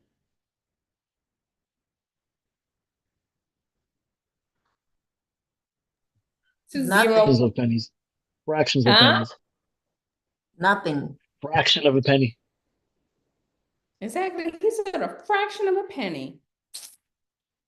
The bank is giving you 0.000 and then some cute little number at the end to leverage your money. So the bank is getting richer. How? By using OPM. The bank is using other people's money, which is your freaking paycheck that you just work 40 hours or 80 hours for. Okay. So now that we know that and another thing with the bank is that a lot of people think that the banks get rich off of giving out the mortgages, the credit cards, the student loans, all that stuff. But in actuality, the number one asset that a bank holds, that a bank has, is a BOLI. BOLI stands for Bank Owned Life Insurance, BOLI. You need to look it up. You need to Google it. So you mean to tell me that the bank's number one asset is life insurance? So if their number one asset is life insurance, don't you think that your number one asset should also be life insurance? That's the safest vehicle for your money. So now you received your paycheck inside of direct deposit into the bank, right? And so the first thing that you do with your money is what? Come on, guys, come off mute. Let me know. What's the first thing that you do Pay with that pay? bills, mortgage, Pay light bills. bill. Yeah, exactly. I'm paying my mortgage first because I'm not trying to get foreclosed on or evicted. I'm paying my rent first. Then I'm going to pay the light, the water, the gas, put gas in my tank so I can drive to work tomorrow, put food on the table. I have so many things to pay for. So you mean to tell me that you paid all these people first before you paid yourself? So you paid the mortgage company, the utility company, the grocery store, the dealership, all of these people first before you even touched a dollar for yourself. That is a vicious cycle that we're in. That is what we call the rat race. So it's going to take a mindset shift to get out the rat race. I don't subscribe to that bull. So what is it that I need to do in order to get out? Reverse engineer it. If you paying the mortgage and all these people first, maybe you should pay them last. And pay yourself first. So how is it that you pay yourself first? What you're going to do is, and this, what I'm about to tell you is something that you're going to develop over time. You got to set the foundation now to be able to do what I'm telling you. This is not no overnight thing. You building generational wealth. You think you're going to build it overnight? No. But you have the infrastructure. You have the foundation. You have the legacy established. So what's going to happen is you are going to put yourself in a position to pay yourself first. Instead of you paying your mortgage or your rent, that paycheck is going to go and you're going to funnel it right into your life insurance policy. So now, let's just say you just got paid $3,000. That $3,000, you're going to funnel it into your life insurance policy. And now your cash value is going to go up. Remember, not everything goes into the cash value. So let's just say 2,700 went into the cash value, right? 2,700. So now you have $2,700 inside of your cash value working for you, earning compound interest, earning double-digit returns. Every single dollar of that 2,700 is going back, bringing back 10 cents, 15 cents. Your money is working for you, right? And remember, we said liquidity. So if you need that money, which most likely we do, to be able to pay your rent, you're going to take out a loan. You do not pay taxes on loans. So you're going to request a loan from the carrier. The carrier is going to give you a loan from their funds, from their reserves. So you mean to tell me that your money, the $2,700, is inside of your cash value working, earning compound interest, mirroring the market, safe, and they're going to issue you a loan. Let's just say the loan is for $2,500, right? You got to leave some cushion in there. You're going to leave $200 in there, right? So they're going to lend you $2,500. It's going to be direct deposit right into your bank. but your 2,700 is still inside of your cash value working. Their 2,500 just landed inside of your bank account. It's a loan, it's tax-free, you never have to pay it back. Why? Because one of the living benefits of having life insurance is that there's a death benefit attached to it, which means that that $2,500 loan that you just took out, you never have to pay it back because it's automatically deducted from the death benefit. So now you got 2,700 liquid that you can use to cover for rent, groceries, utilities. But your 2,700 is inside of your policy working for you. That is the concept of paying yourself first. And when I tell you, it's going to take a mindset shift for you to be able to get out of the rat race and do things different. What's the definition of insanity? Doing the same thing over and over and over again, expecting a different result. If you clocking in and clocking out, if you getting paid and paying rent and doing you can never expect a different result because you keep doing the same stuff. So you have to do something different in order to get a different result. So if you're intentional about building generational wealth, then you have to adopt this and start paying yourself first. That's the only way that you're gonna get out the rat race. So the next thing that I want to talk about, well, the next thing that I want to tell you real quick is that the trust is going to own the life insurance policy.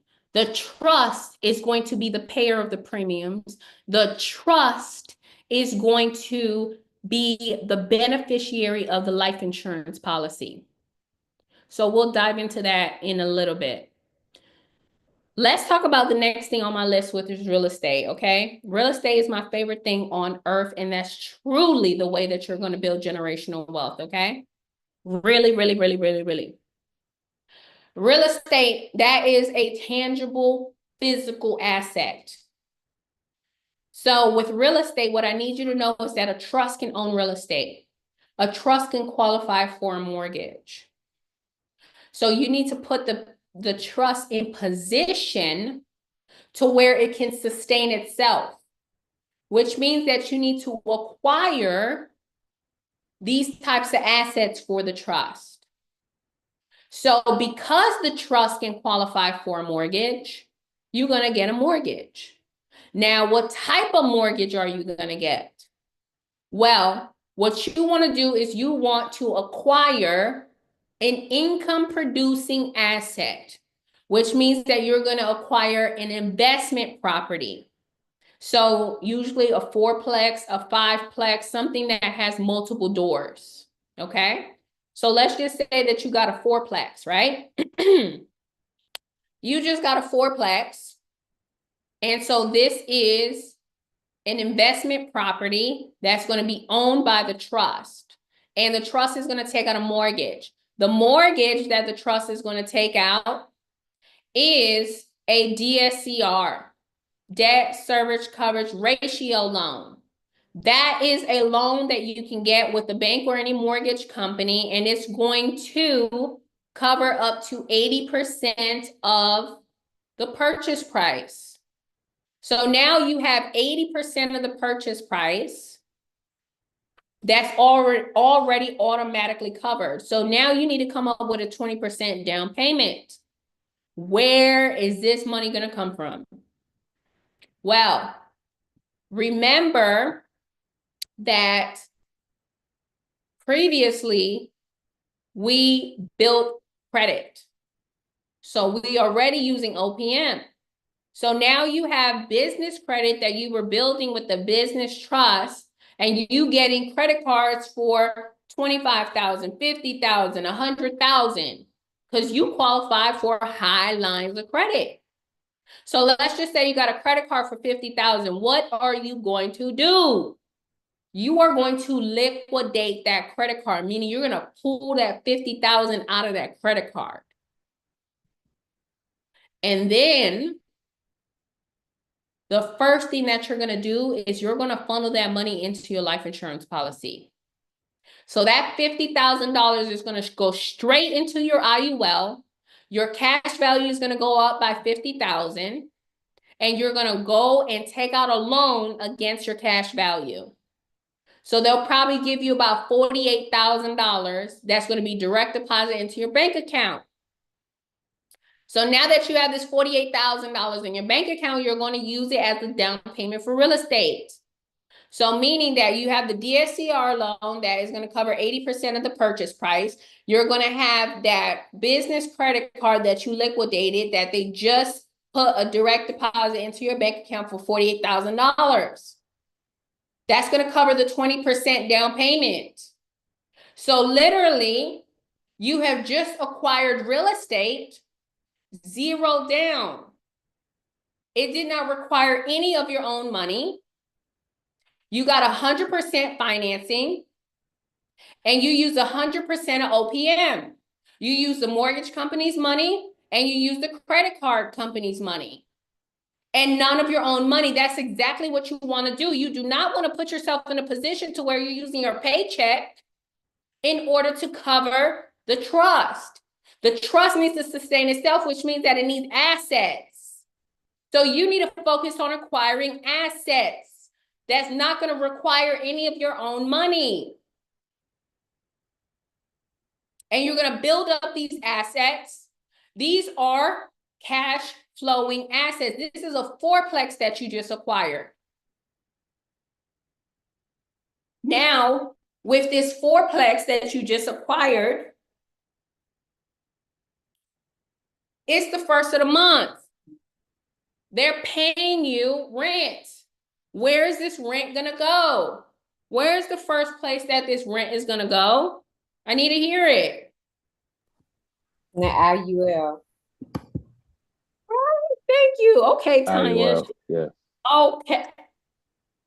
You guys are dangerous. I can't even mess with y'all. Y'all dangerous. Oh, Lord.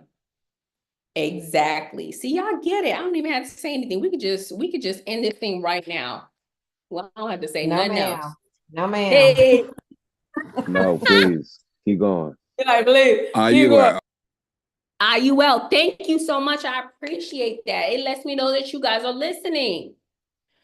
All right. So if you guys are enjoying, we already been here for 2 hours. Damn. If you It guys don't are even feel like it. right. I promise. If you guys are enjoying it, I need to see some fireballs in the chat. Okay. I'm up here, in wherever the heck I am, in the clouds, all by myself. I need to see some fireballs in the chat. I need to see some activity. Let me know that you here. Let me know that you with me. Oh, only one person? Oh, okay. I'm done. Okay, I see 2, 3. I'm counting them all. Hello. Okay. 4, 5. Okay. It's coming in. Okay. All right, guys. I see some fireballs in the chat. I'm excited. Okay. So we about to end this plane. Y'all see I'm dressed like a stewardess. Okay. We in first class, honey. So since we in first class, let's go ahead and end this plane. I mean, land this plane. We're going to. So my first property, and almost all of my properties, almost all, not all, almost all, I got them zero down, meaning no down payment, meaning I did not put $1. So what I'm telling you is reality. You can do it too. There is no difference. You got credit. I got credit. You could get a DSCR. I could get a DSCR. But what you want to do is you want to get it for the trust, right? So that is exactly what's going to happen. You're going to start to build up this real estate portfolio for the trust, okay? It's a rinse and repeat. So some brilliant person on the call, I heard y'all just say it. I said, where is the Where is the rental income going to go? You just told me it's going into the IUL. You just told me that. So that means that if you got a fourplex, it's $4,000 a month in rent, to keep it simple. That $4,000 is going straight into the IUL. Your cash value went up by 4,000. You're going to earn compound interest. That is also a asset that is going to then be producing, right? And you're going to borrow it back out. So let's just say they give you 3,800. You're going to use that money to pay the mortgage, to pay the credit card, and whatever is left over is going to go inside of the trust for the operating expenses of the trust. That is the position that you want to put yourself in. You want to put yourself in the position where you are using OPM in order to build generational wealth, where you're acquiring income producing assets that are cash flowing, and it's building up the portfolio and the net worth of the trust.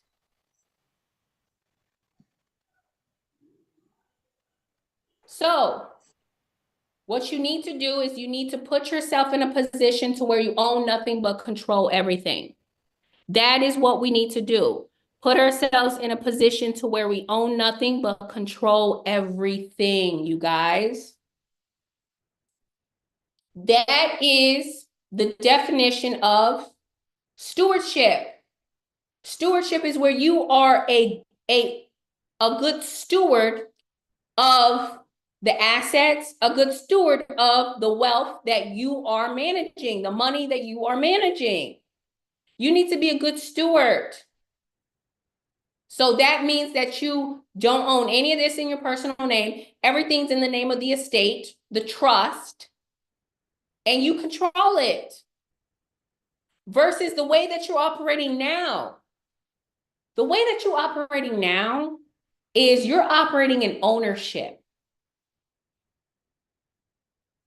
where you got to be this big bad person that owns everything on paper, that you're so proud that I own this house. I'm so proud that I own this car. You're not going to be proud the minute that somebody decides to snatch it from you.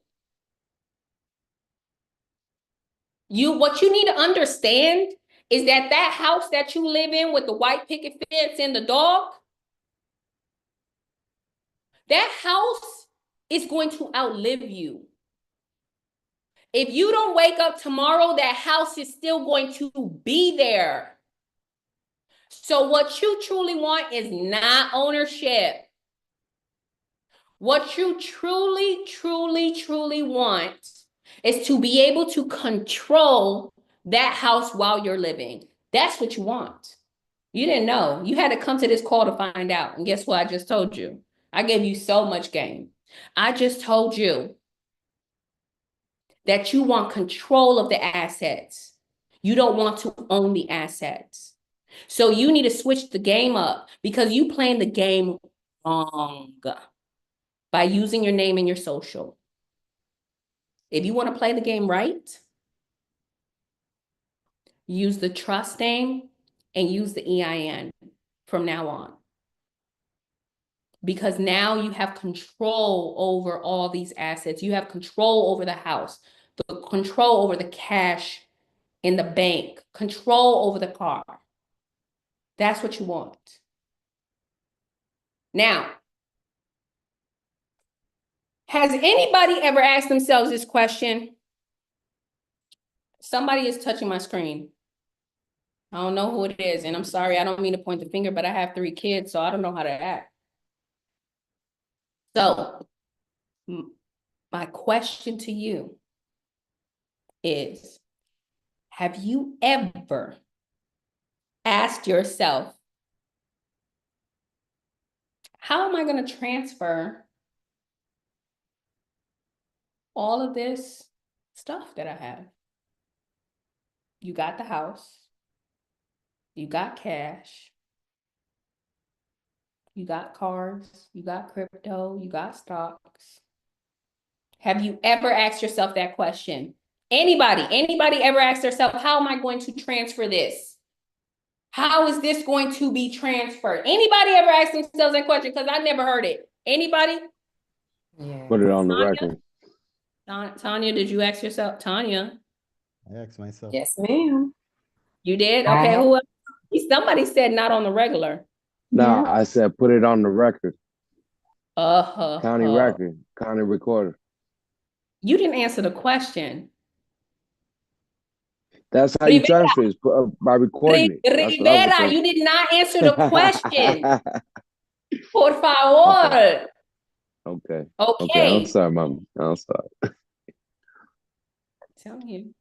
Don't make me cut All right, up over you.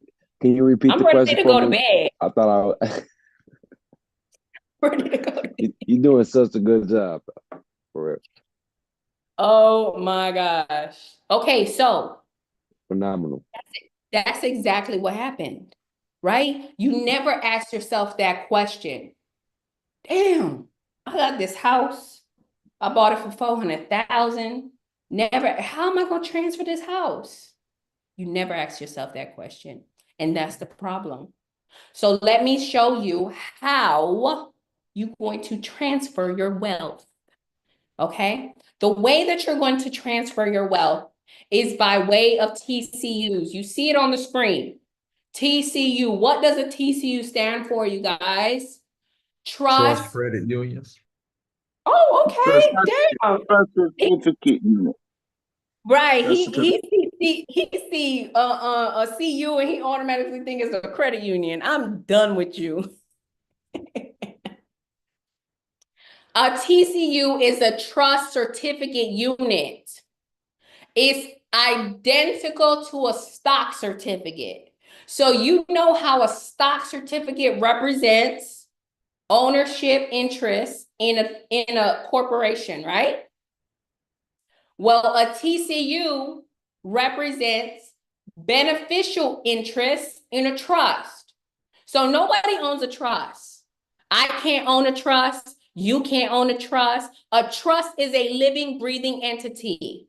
A trust has a body, which is the stack of papers, okay? So if nobody can't own you, right? You are a living, breathing entity. Can somebody own you? No. A trust is a living, breathing entity. Nobody could own a trust.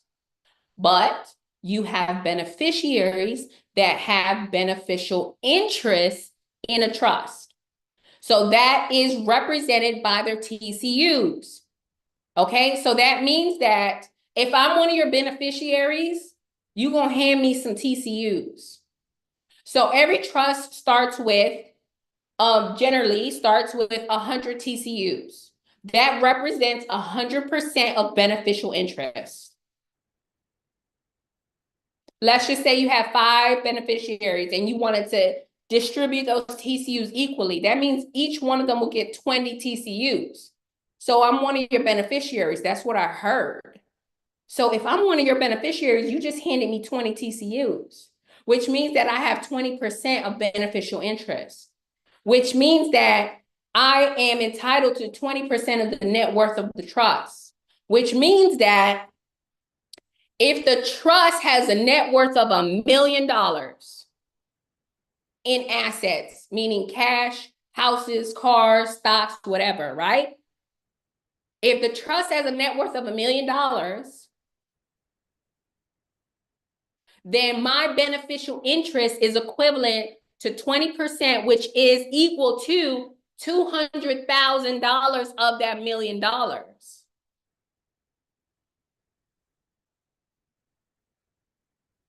So that is how you transfer wealth. That is how you make sure that your children receive their inheritance. Because the way that you set up right now, my friend, your children are going to get nothing.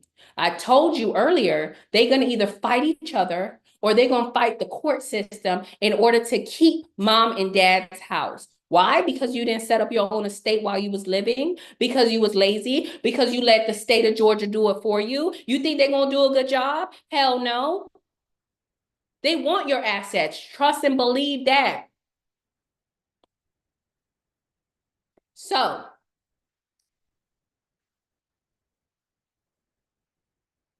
now that you know how to transfer your wealth, you need to learn how to preserve your wealth. Because that's another thing that I didn't hear you talk about. Has anybody on the call ever said to themselves, how am I going to keep and preserve what I have?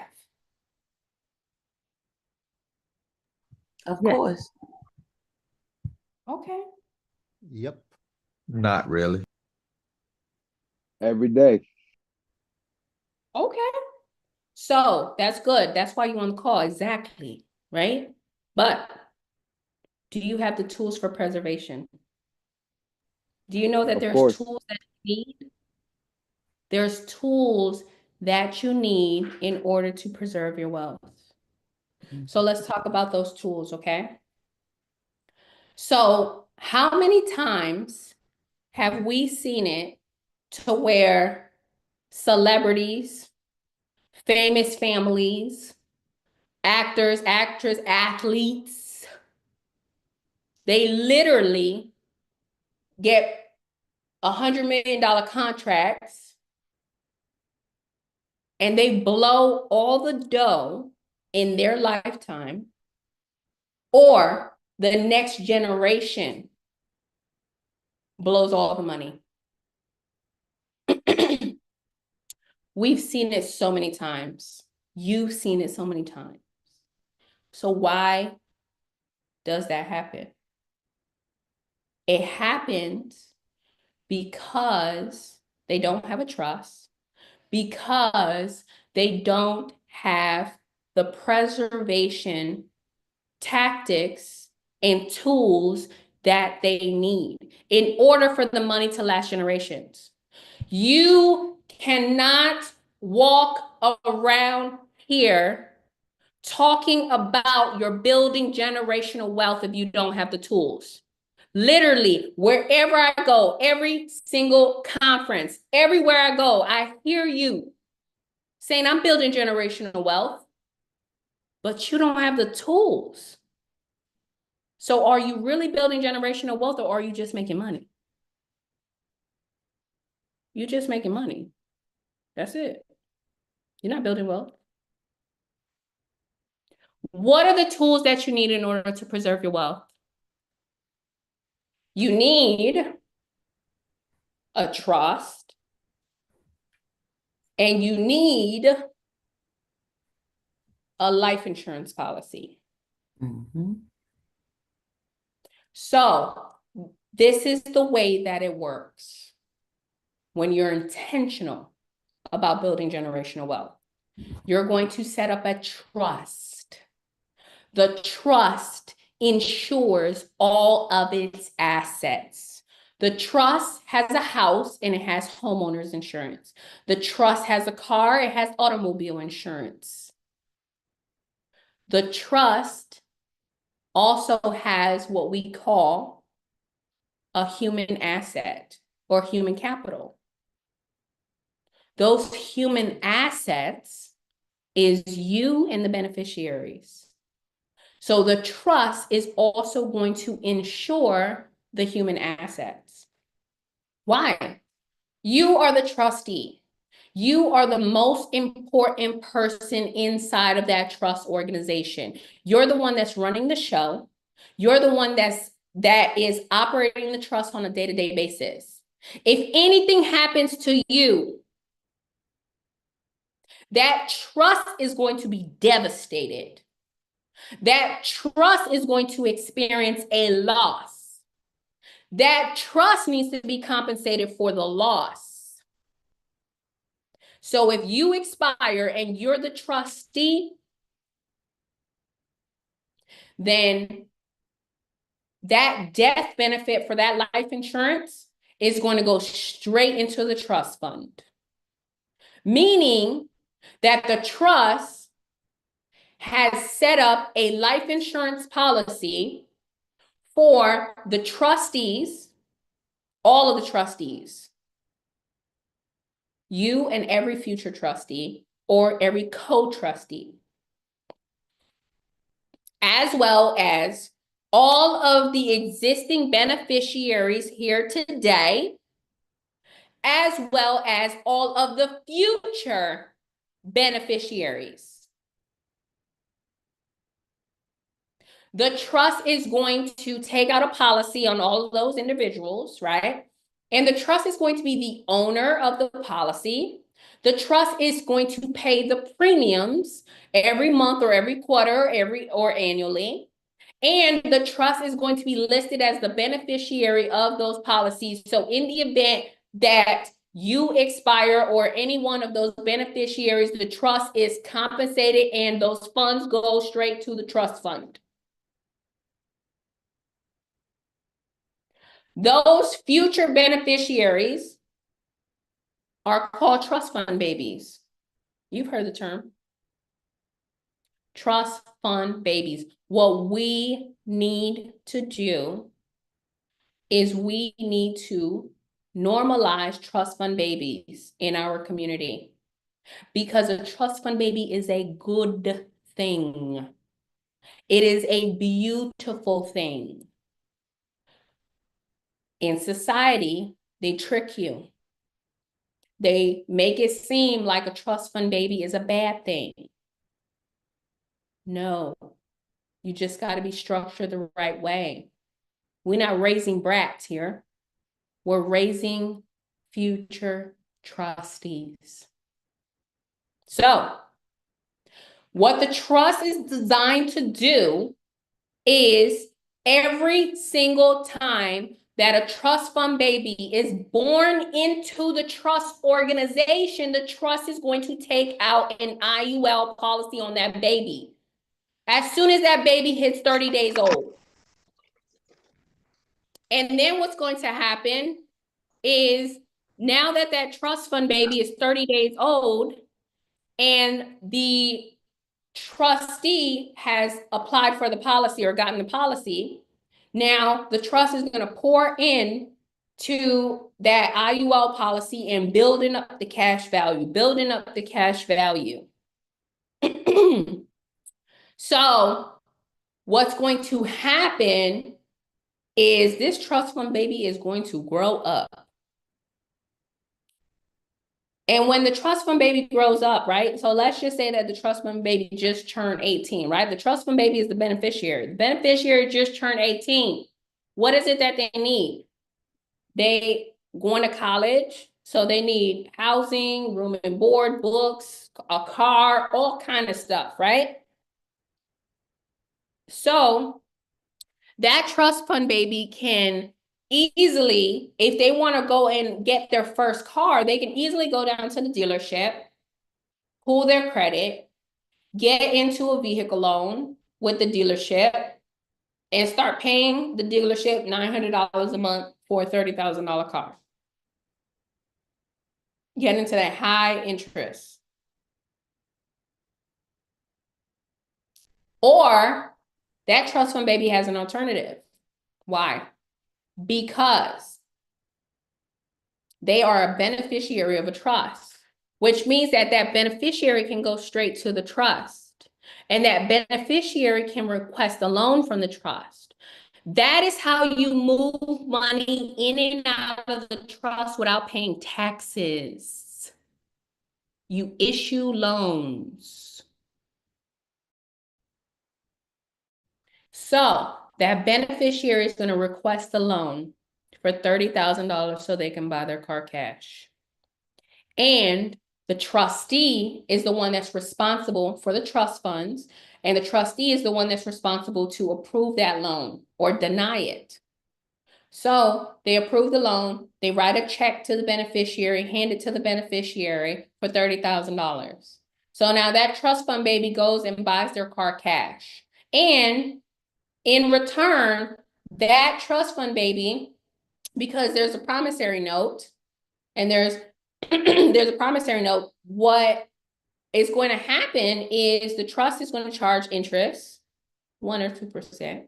And so now that trust fund baby is going to pay the trust $300 a month.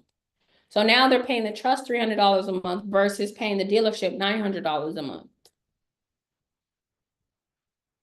That's a win-win situation. But let's just say that that beneficiary decides to default on that loan. And it's like, after a year, I don't want to pay the trust back. That's completely fine. That beneficiary defaulted on the loan. They can't come to the trust no more for no more loans. But that was a risk-free loan. Why? Because the money did not come from the trust fund, you guys. The money actually originated from that trust fund baby's life insurance policy. So remember, when they were 30 days old, the trust took out a policy on them. The trust had been paying that policy for the last 18 years. That policy has built up so much cash value, compounding for the last 18 years. So what the trust fund, what the trustee did was the trustee went and requested a loan from the life insurance company based on the carrier, based on that beneficiary's policy and their cash value. And they wrote a check or did a direct deposit to the trust fund for the $30,000. And then the trustee issued a check to the beneficiary. So that money came from their life insurance policy. It did not come from the trust. That money does not have to be paid back because that loan doesn't have to be paid back because it's going to be deducted from their death benefit. So when that beneficiary expires, that death benefit is going to go straight to the trust. So that $4, $5, $6 million is going to go straight to the trust. And now the trust is replenished with $6 million, which is extremely powerful because that is how you're going to preserve wealth. You have all of these descendants coming in and out of your organization, and you put life insurance policies on all of them.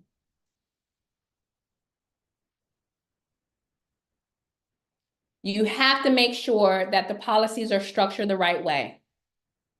The policies have to be structured the right way so they have to be designed correctly in order to do this.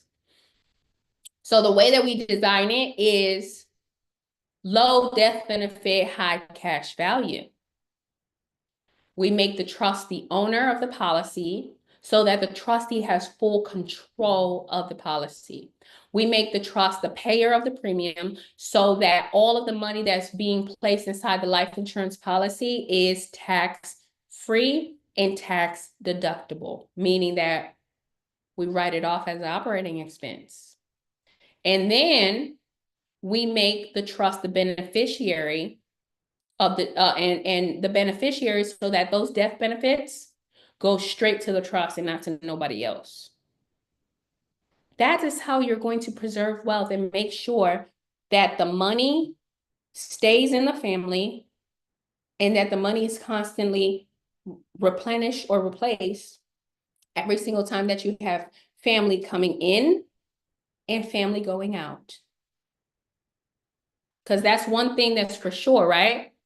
We all gonna die. But the trust is designed to outlive you. So it's important that you set up this, what we call a distribution system. This is what it is. It's an entire system. You got to get it right. So let's normalize trust fund babies in our community, okay? These are the books that I recommend. I recommend What Would the Rockefellers Do? That's a really, really, really good book. And it teaches you on the way that you are going to marry trust and life insurance. Okay, it's a perfect match in heaven. You need both. Okay, you can't have one without the other. Because then your distribution system is not going to work. It's going to have holes and it's going to be flawed. The next book that I recommend is The Art of Passing the Buck, Volume 1 and 2. That's a really good book teaching you about trusteeship. You need to learn how to operate your trust to the maximum ability. Okay? The trust, that is the most powerful entity in the world. In the world. Not only in this country. I was just about to say in this country. In the world. That is the most powerful entity in the world. You need your hands on it. The next one is Family Wealth. Family Wealth is a really good book that's going to teach you how to run your family like a business. That is exactly what you need to do. Your family is an organization, right? So if you're running your family like a business, that means that you are the CEO of your family. That means that your spouse is the CFO of your family. That means that you need to have family meetings. The way that you design it is a family office. And the last one is the Complete Book of Trust, which teaches you about the different types of trust. There's hundreds of types of trust. I told you guys the ones that I recommend so that you can be bulletproof. Let me show you a quick video of a trustee that took action on the information that I shared with you guys tonight.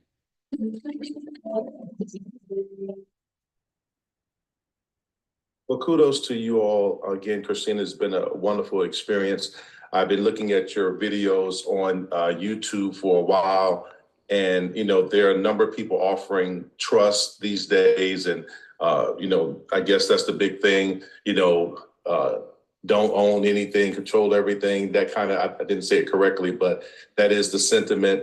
And so it seems like the playing field is being leveled now from the rich and people who weren't privy to this information. So thank you for being such a great asset to a community that didn't have this information. And you made it so simple. Thank you for the recordings. Thank you for the step-by-step instructions, things that we can go back and look at. So we do appreciate you. And thank you, Mondo. That was a great explanation of infinite banking. I know a number of people are talking about that, but they make it so complex. And his presentation was nice and succinct and very informative. So this has been an overall great experience. I definitely will recommend you to others. What I want you to know is that you need to, okay, thank you. What I want you to know is that you need to take action on this information. It's so important because you setting up a trust will definitely change the trajectory of your family. It will change the trajectory of your kids' kids. Because now, instead of you raising your kids in a regular traditional way, a regular conventional way, right? The way that you set up right now, your kids can't inherit your 9-to-5 job. But they can be successors of the trust organization. They can take over after you. So you're going to raise them to become trustees. That's how you're going to do it. So a trust can literally impact your life and many generations down the line. They're going to be so grateful for the legacy that you are establishing today. Your trust is going to be the new way of you doing business, the new way of you operating your family. It's going to put you in a position to where you are protecting your assets. It's going to put you in a position to where you are saving on taxes. It's going to put you in a position to where now you have so much liquid capital that you can deploy that money into various different things like crypto and stocks and real estate. You building an empire here. Don't you think that you building an empire is actually going to require you to have the infrastructure in place? So right now you at that pivotal point to where it's not too late in the game for you. You can make a couple of tweaks to change the way that you're structured right now, so that you're not liable for your business, so that no one can take your assets from you, because they don't know which assets you have, because all you do is control them. That's the way you want to be set up, not the way you set up right now. So you want to treat this like a big business. You want to treat this like you running Amazon, like you running Facebook and Google and all of these big time companies. You don't want to treat this like you a little small mom and pop shop. That's not what you are. You are the generational curse breaker in your family. You want to know how I know that you are? Because that is all I attract. My community, my tribe, they are all generational curse breakers. Why? Because I'm a generational curse breaker. Like attracts like. That's why you're on the call right now. You stuck right there in the middle where you're taking care of your parents and you're taking care of your kids. We got to get our stuff together. Because the generation before us, they obviously didn't get it right, and that's okay. They did the best with what they had, and we love them unconditionally for it. But now that you know better, you have to do better. So it's up to you to break those damn curses of poverty in your family. We getting off of Section 8. We getting off of EBT. We done with the 9-to-5 rat race shit. We not waiting until we 65 so that we could freaking travel, so that we could just wake up whatever time that we want. No. Lord, let me come back. Okay. I began emotional. I'm sorry. So just take action, you guys, because sometimes I get frustrated because I'll talk to people and they'll be like, yeah, I've been knowing about trust for 5 years. Well, why haven't you freaking did anything?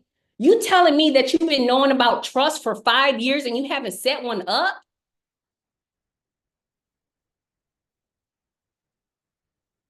Take action. That's all I'm going to say. I'm not going to say anything else. So let's work together, you guys. I have built a community with over 1,000 trustees, and I want you to get into the community. There's 3 ways that you can get into the community. The first way is by purchasing our course. So it's do it yourself. It is a course that has 43 video modules. And the trust that I told you guys about earlier, the 3 trusts, the business trust, the family trust, and the tax exempt nonprofit trust, those trusts are included inside of the course. So you're going to get the templates. So the way that it's designed is for you to watch the video trainings and for you to download the templates and for you to customize them for your business, customize them for your family, customize them for the type of nonprofit that you want to run. You get lifetime access to the course. You get access to the resources and ebooks. So the books that I mentioned earlier, one of those books is $800 just by itself. Those books, you get them electronically inside of the course, complimentary. As far as the resources, we give you every single thing that you need in order to operate a trust efficiently and effectively. That means that if you need to have a board meeting for your trust, we give you the templates and we show you how to do it. If you need to file taxes for the trust, we give you the forms, we show you how to do it. If you need to transfer your house into the trust, we give you the quick claim deeds, we show you how to fill it out. If you need to go open up a bank account, we give you the forms, we show you how to do it step by step. We give you all the resources that you need. We have a private Facebook community where you get access to our community members. There's hundreds and hundreds and hundreds of members. You get access to like-minded individuals that are operating in trusteeship. They've been operating for years. You get access to them. Some of these individuals are in your very own city and state. These are like-minded individuals that you get to now establish a relationship with. You also get access to our Telegram chat. The chat be blowing up. People are in there helping, supporting, communicating. We also have master classes every month where I invite industry experts to come and teach you about real estate, to come and teach you about OPM and business funding and business credit, to come and teach you about infinite banking. They come and show you all of these things. The course is only $997. The next option is Done With You. With Done With You, we actually have a workshop. The workshop is once a month. So the next workshop is actually May. The workshop is May. The workshop is May 5th to the 9th. Lord, it's my bedtime. It's 9:42. Okay. So the workshop is May 5th to the 9th. Okay. And we meet Monday through Friday from 11 in the morning to 2 p.m. Eastern Standard Time. Okay. So we're literally on the call for 3 to 4 hours. And like I said, it's Monday through Friday. So we meet every single day, 5 days. It's done in a group. So that means that literally how we are on Zoom right now as a group, it's the same thing. So for the workshop, we're going to be on Zoom together. On Monday, we focus on the business trust. The business trust is 62 pages, you guys. So what I do is I break down every single paragraph of the trust so that you can learn and understand the contents of the trust. You cannot operate a trust efficiently and effectively without you knowing what's inside of the trust. I need to break down the bylaws to you. You need to learn it. You need to retain this. So I break down every single paragraph and then we dive into Q&A. So Q&A is just going to be based off of you asking questions about what we went over that day, which is the business trust, right? The workshop is so powerful because during the Q&A sessions, people are asking questions that you didn't even know that you wanted to know. And because they're asking these types of questions, you actually learning more. You want to be in that type of environment. You want to be in that space and place. Trust me. That's Monday. Tuesday, we set up the family trust together. So I break down every single paragraph. We dive into Q&A. Wednesday, we set up the nonprofit trust together. Then I show you how to get an EIN and also how to become an ordained minister if you want to go down that route. And then we dive into Q&A. Thursday, I show you guys how to get an EIN for your business trust. I show you how to have a board meeting. You don't even know how many business owners and entrepreneurs that I talk to that they've never documented a meeting for their business. What type of business are you running? Some of them don't even have operating agreements. We show you how to do things the right way. So I show you how to have a board meeting for your trust, how to document how much you're going to fund the trust with, how to set up your bank accounts. And then I have one of our educators who comes in and teaches you about business credit and business funding so you can secure the OPM.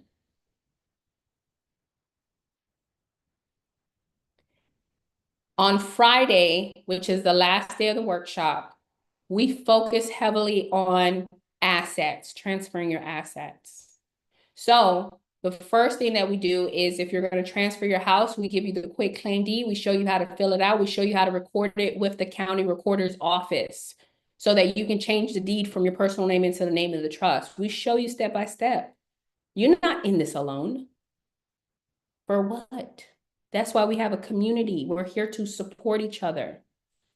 If you have a car, we show you how to get the bill of sale and how to submit it with the DMV so that you can transfer that title from your name into the name of the trust. If you have a business like an LLC or corporation, we show you how to do a business purchase agreement so that you can document that the liability is no longer on you, it's on the trust. And then how to do an amendment to your articles of organization so you can officially remove yourself legally as the owner. We show you step by step how to do it. You're not going to be lost. And then the very last thing that we do is I have one of our educators that comes in and teaches you about the infinite banking, about the be your own bank. You've heard it. You hear it all over Instagram. BYOB, be your own bank. That is what we're teaching you, which is set up a trust, have the trust own the life insurance. You're the insured, so your life is insured. The trust is the owner of the policy. You're putting cash into the policy. It's growing and accumulating. You're building wealth. You're becoming your own bank, private money banking. You learn it inside of the community. So, like I said, it's 5 days. It's a week long. You have lifetime access to the workshops. Every single time that we have a workshop, every 4 weeks, you get to attend the workshops. You still get access to the course as well. You still get access to the Facebook community, the Telegram chat, all of our master classes, right?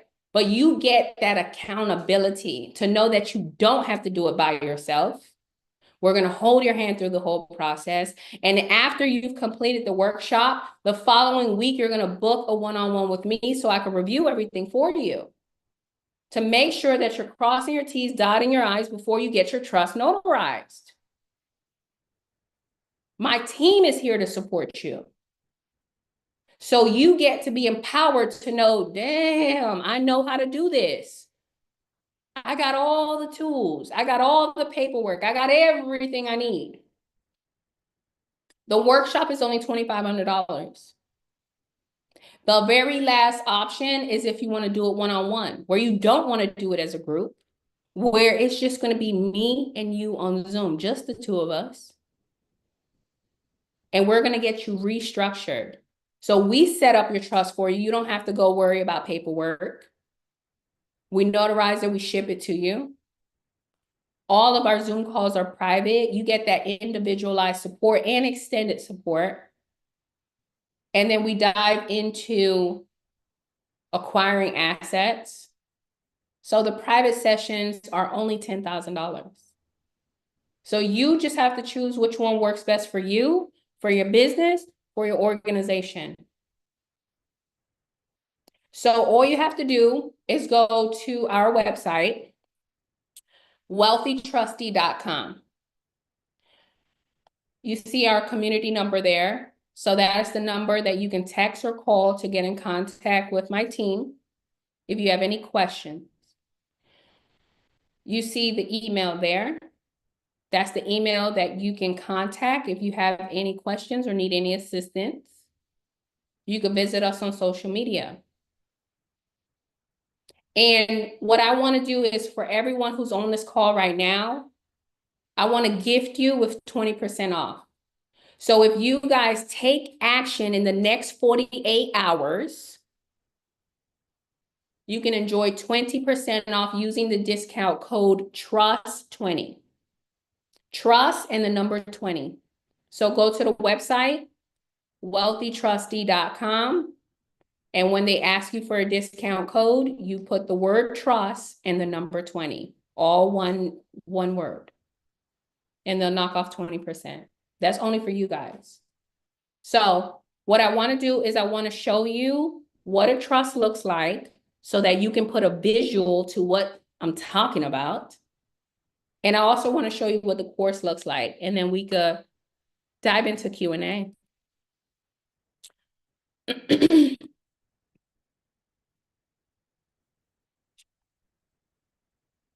So this is the course, you guys. And like I said, so whichever option you choose, if you choose the course, the workshops, or the private sessions, you're going to get access to the program, okay? You have lifetime access. So in 2 years, if you decide, I want to create another trust randomly, you come right back into the program and you go ahead and you create your new trust, okay? We're always adding to the program. So we have a bunch of other new modules that are going to be coming up soon.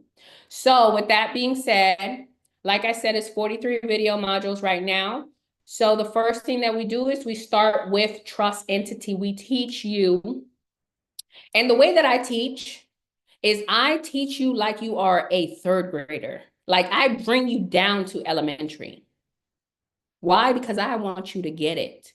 And why? Because that's how I was trained as an educator.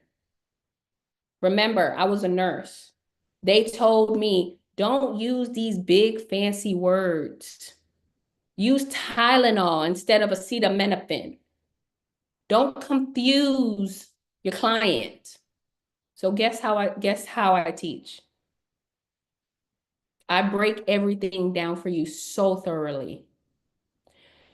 Trust entity, you learn what a trust is. You learn the different parties. So you learn who the grantor, the trustees, the beneficiaries, the successors, the protectors, the benefits of the trust, the different types of trust. You learn how to set up your tax-exempt trust. So we go through the Constitution, the bylaws. You learn how to set up your family trust. We go through the declarations, the bylaws, the schedules. You learn how to set up your business trust. We go through all of the indentures. You learn about trust tax strategies. We have our own internal team that are certified CPAs that will help you file your taxes for your trust. You don't have to learn this stuff or do it yourself. So we teach you how to operate tax exempt. We teach you about the different types of trust, meaning your for-profits and your nonprofits. We teach you how to apply for certain tax exempt statuses and how to avoid tax evasion. That is not what the hell we're doing. You want to do everything legally. Can you get legally down to zero? Yes. It's up to you to get the knowledge to get down to zero. Then we teach you about asset protection. So the first thing that you're going to do is you're going to take an inventory of your asset. You need to know which assets you have before you start to disperse or move assets into different types of trusts. So take an inventory of what you have. Then we show you how to create a bank account. So how to open up that trust fund account, how to open up that brokerage account so you can start buying stocks and bonds and things like that. We show you how to transfer your house, your car, how to get the insurance policy so that you could be your own bank. Pay yourself first instead of paying all these other people first and you getting paid or you getting the leftovers. How to transfer your business, how to have board meetings. Then we teach you about wealth creation. So the first thing is how to actually build credit for the trust, how to invest it in the stock market, how to do the infinite banking system. We teach you about preservation with a legacy crest. We have all the resources that I told you about, all of the ebooks that I told you about. So that's the course, you guys. Okay. And like I said, lifetime access. And then this here is what a trust looks like. Okay. So this is just one of the 3 trusts that you will get. Everything that you see in red is what you're going to be customizing, you guys. Okay. So you see that there's a lot of stuff that is in red. Okay. So this is what you're going to be tailoring for your specific organization. Okay. You have to customize it. You have to customize it for your business. You have to customize it for your family. So with that being said, we're all done with the webinar. Thank you so much for attending. If there's any questions, just raise your hand. Let me know. I'll be able to answer any questions that you guys might have. So does anybody have a question? Raise your hand, please.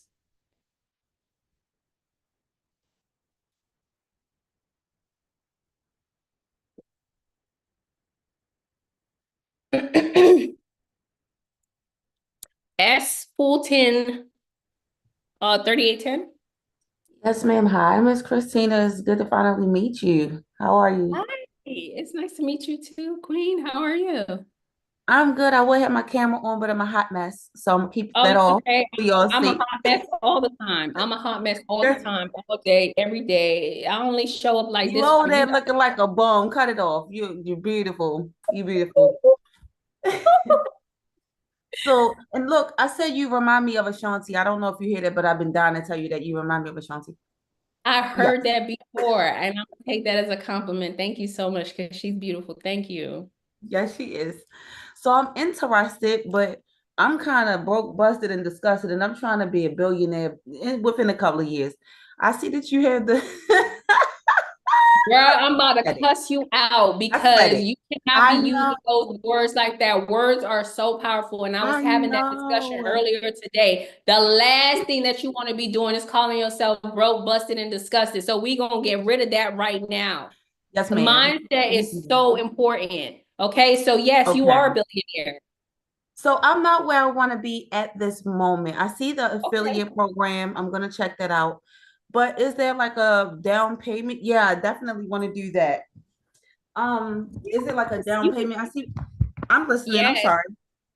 Yes. You can do a down payment. So if you want to take advantage of getting the 20% off, but you don't have all the money right now, then you can put a down payment of $200 and we'll hold your spot. And whenever you're ready to roll into a payment plan, we'll customize a payment plan for you. So you tell us what you want to pay until you paid in full, and then you'll have access to everything. So yeah, we got a payment plan.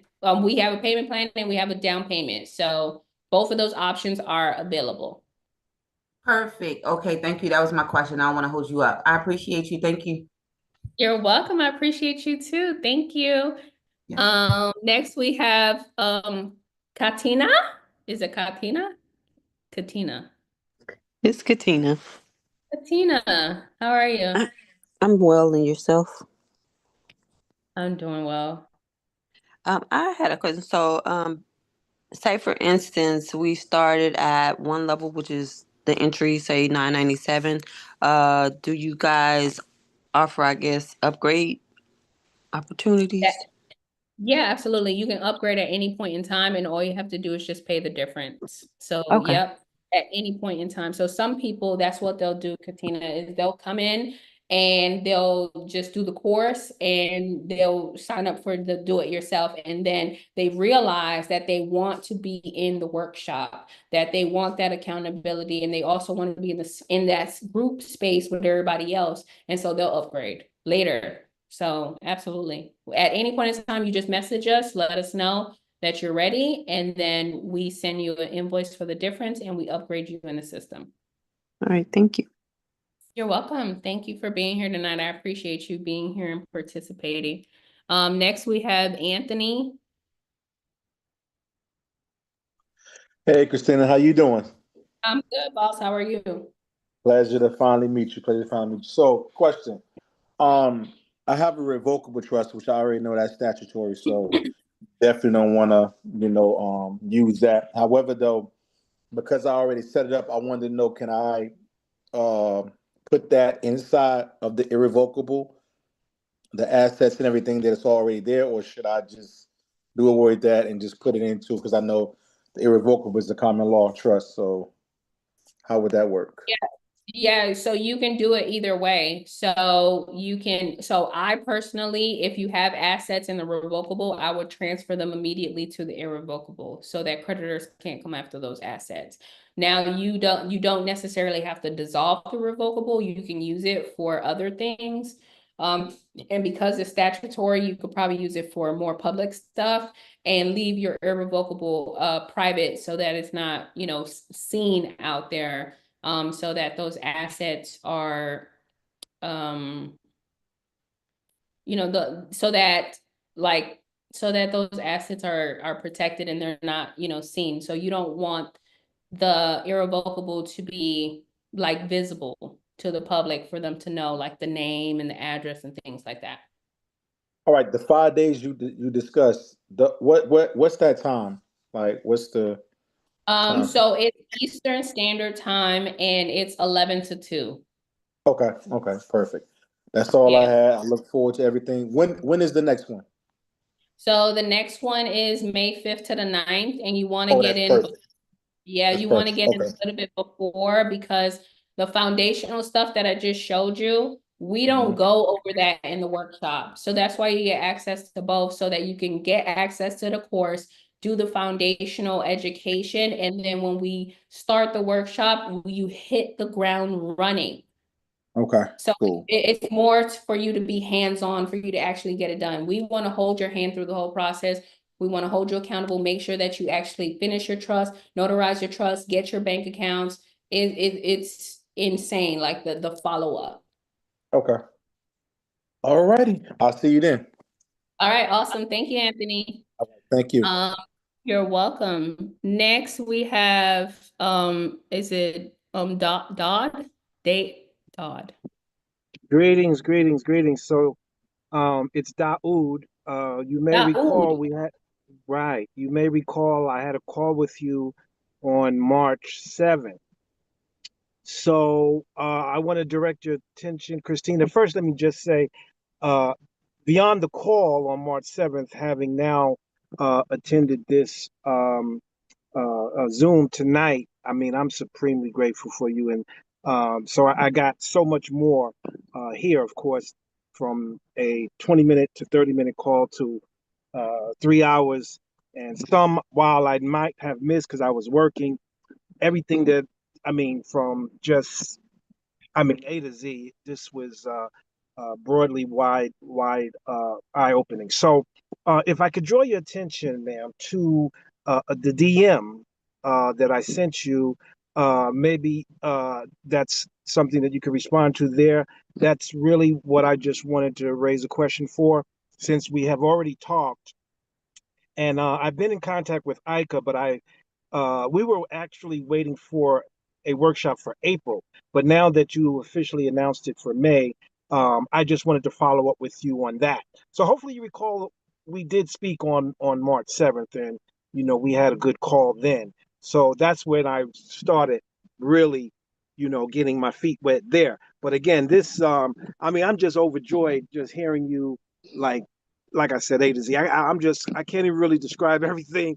I'm sure everybody feels the same way, but yeah, I need to hit the ground running, as you say, with the DW do it yourself, or done with you workshop for May. And that's my birthday month. So let's get it.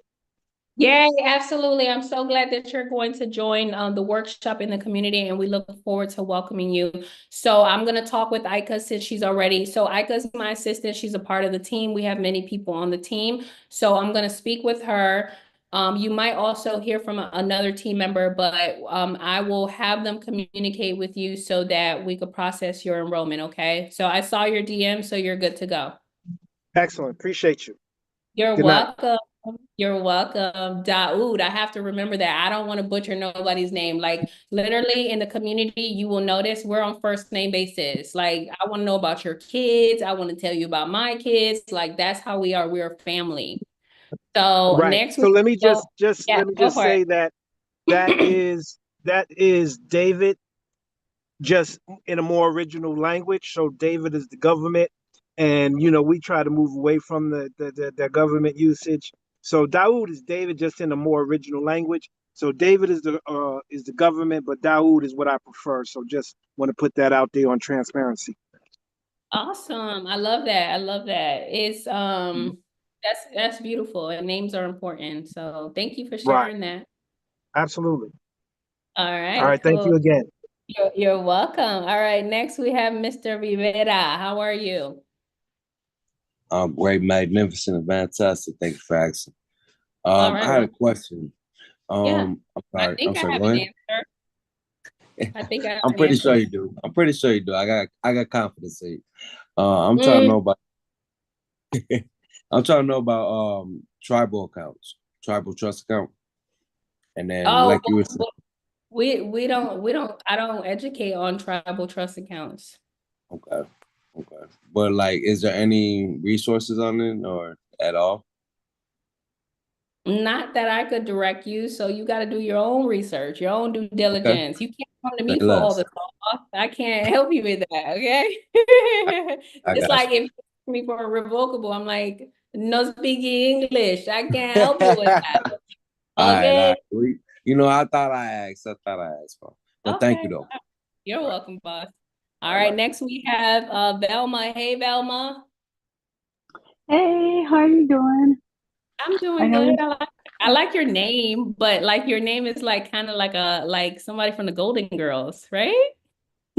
from Scooby Doo, actually. Oh my God, I love that. That was my favorite cartoon growing up, Velma. You're right. Shoot. Yeah, she was the smart How are one with the you? glasses. Oh yeah, she solved all the situations. You know. I just got a quick question. Sorry. On the second one, I think it was the second payment plan or the second structure, like Uh-huh. $2,500. Yes. Is there a way we can get like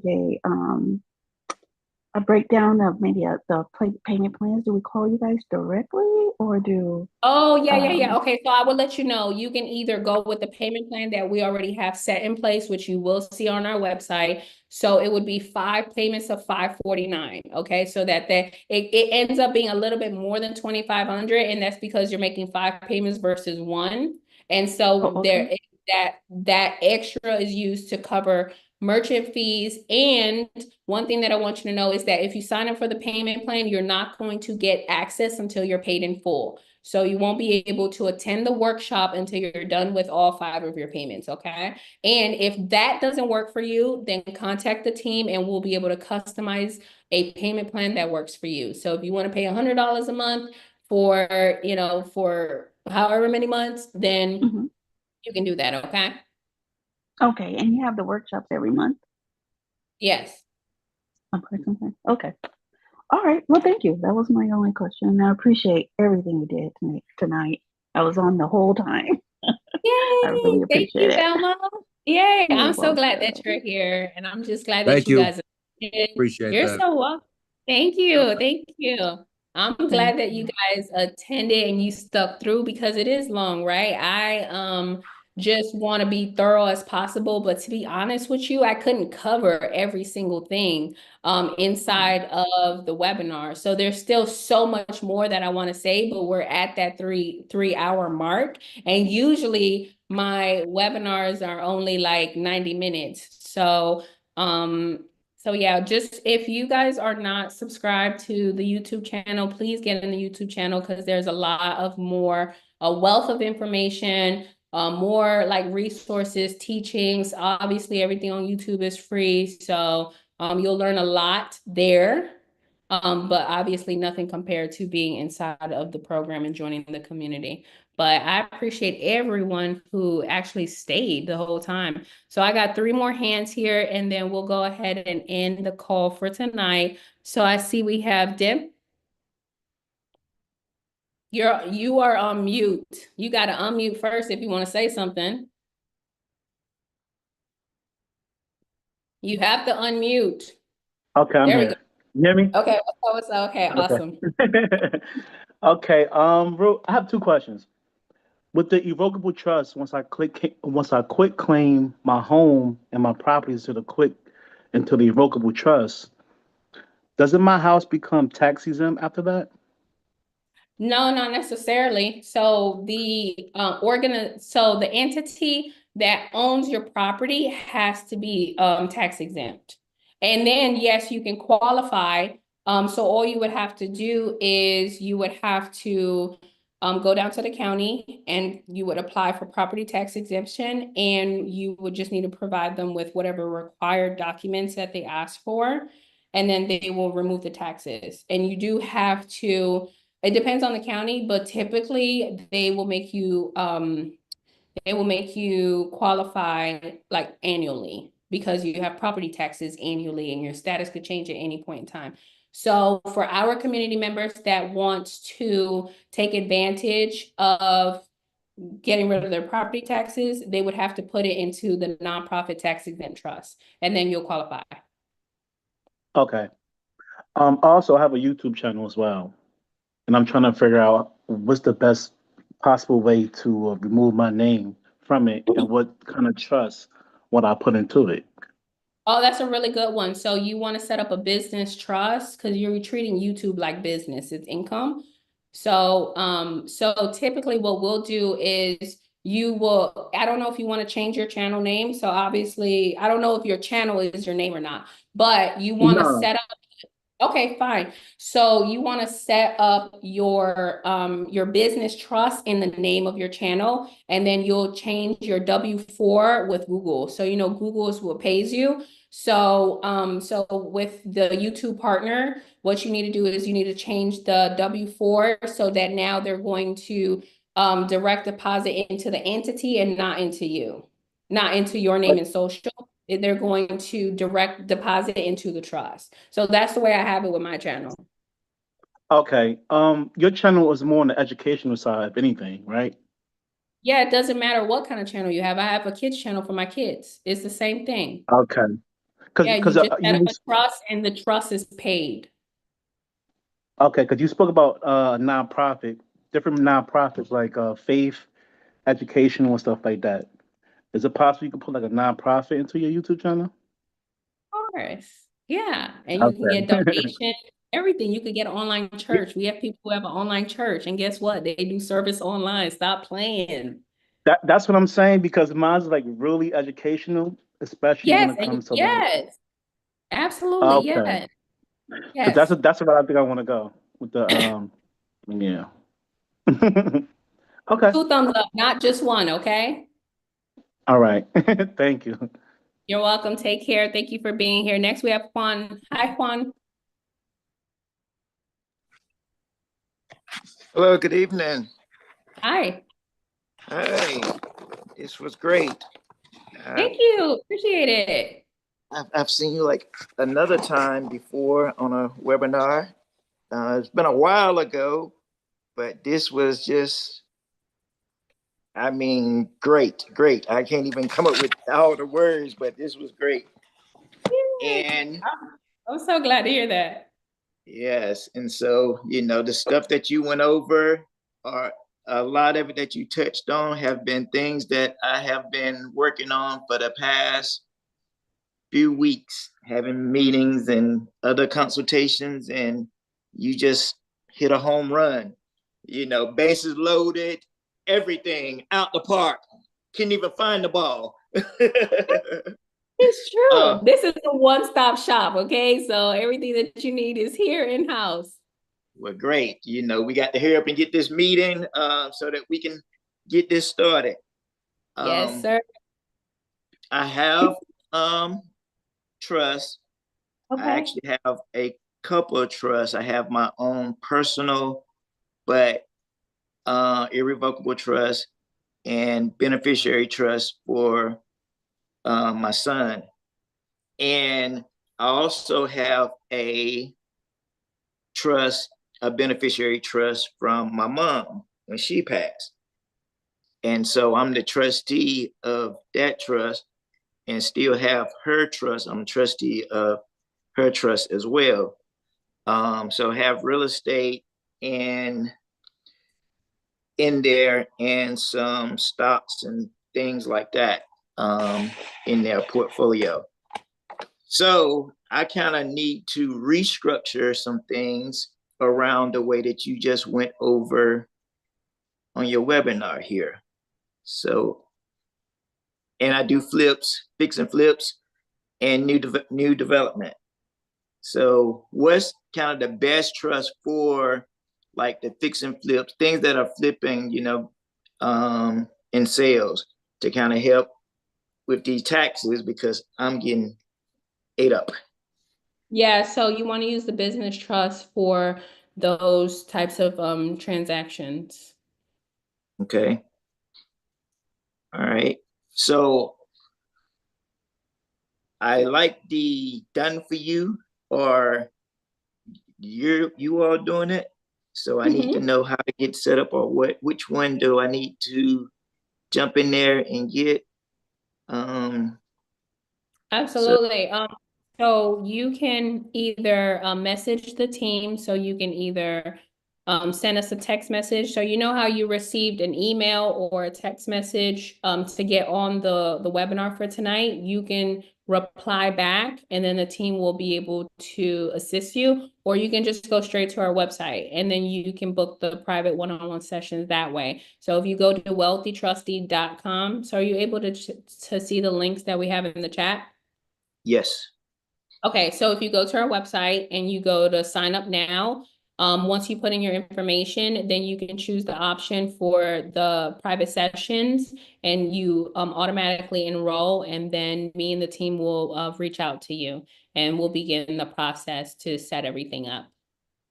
Okay. All right. Sound good. I'm definitely in there. All right. Thank you, Juan. It was so nice connecting with you tonight. Thank you so much for being here on the call. Appreciate you staying the entire time and participating. Looking forward to speaking with you soon, okay? All right. Sound good. Have a good All night. right. You too. Good night. Next, we have Stella. Hey, how are Hi. you, Chris? How are Great. you? Great. How are you? Very well. Thank you for your time. Truly enjoyed this again today.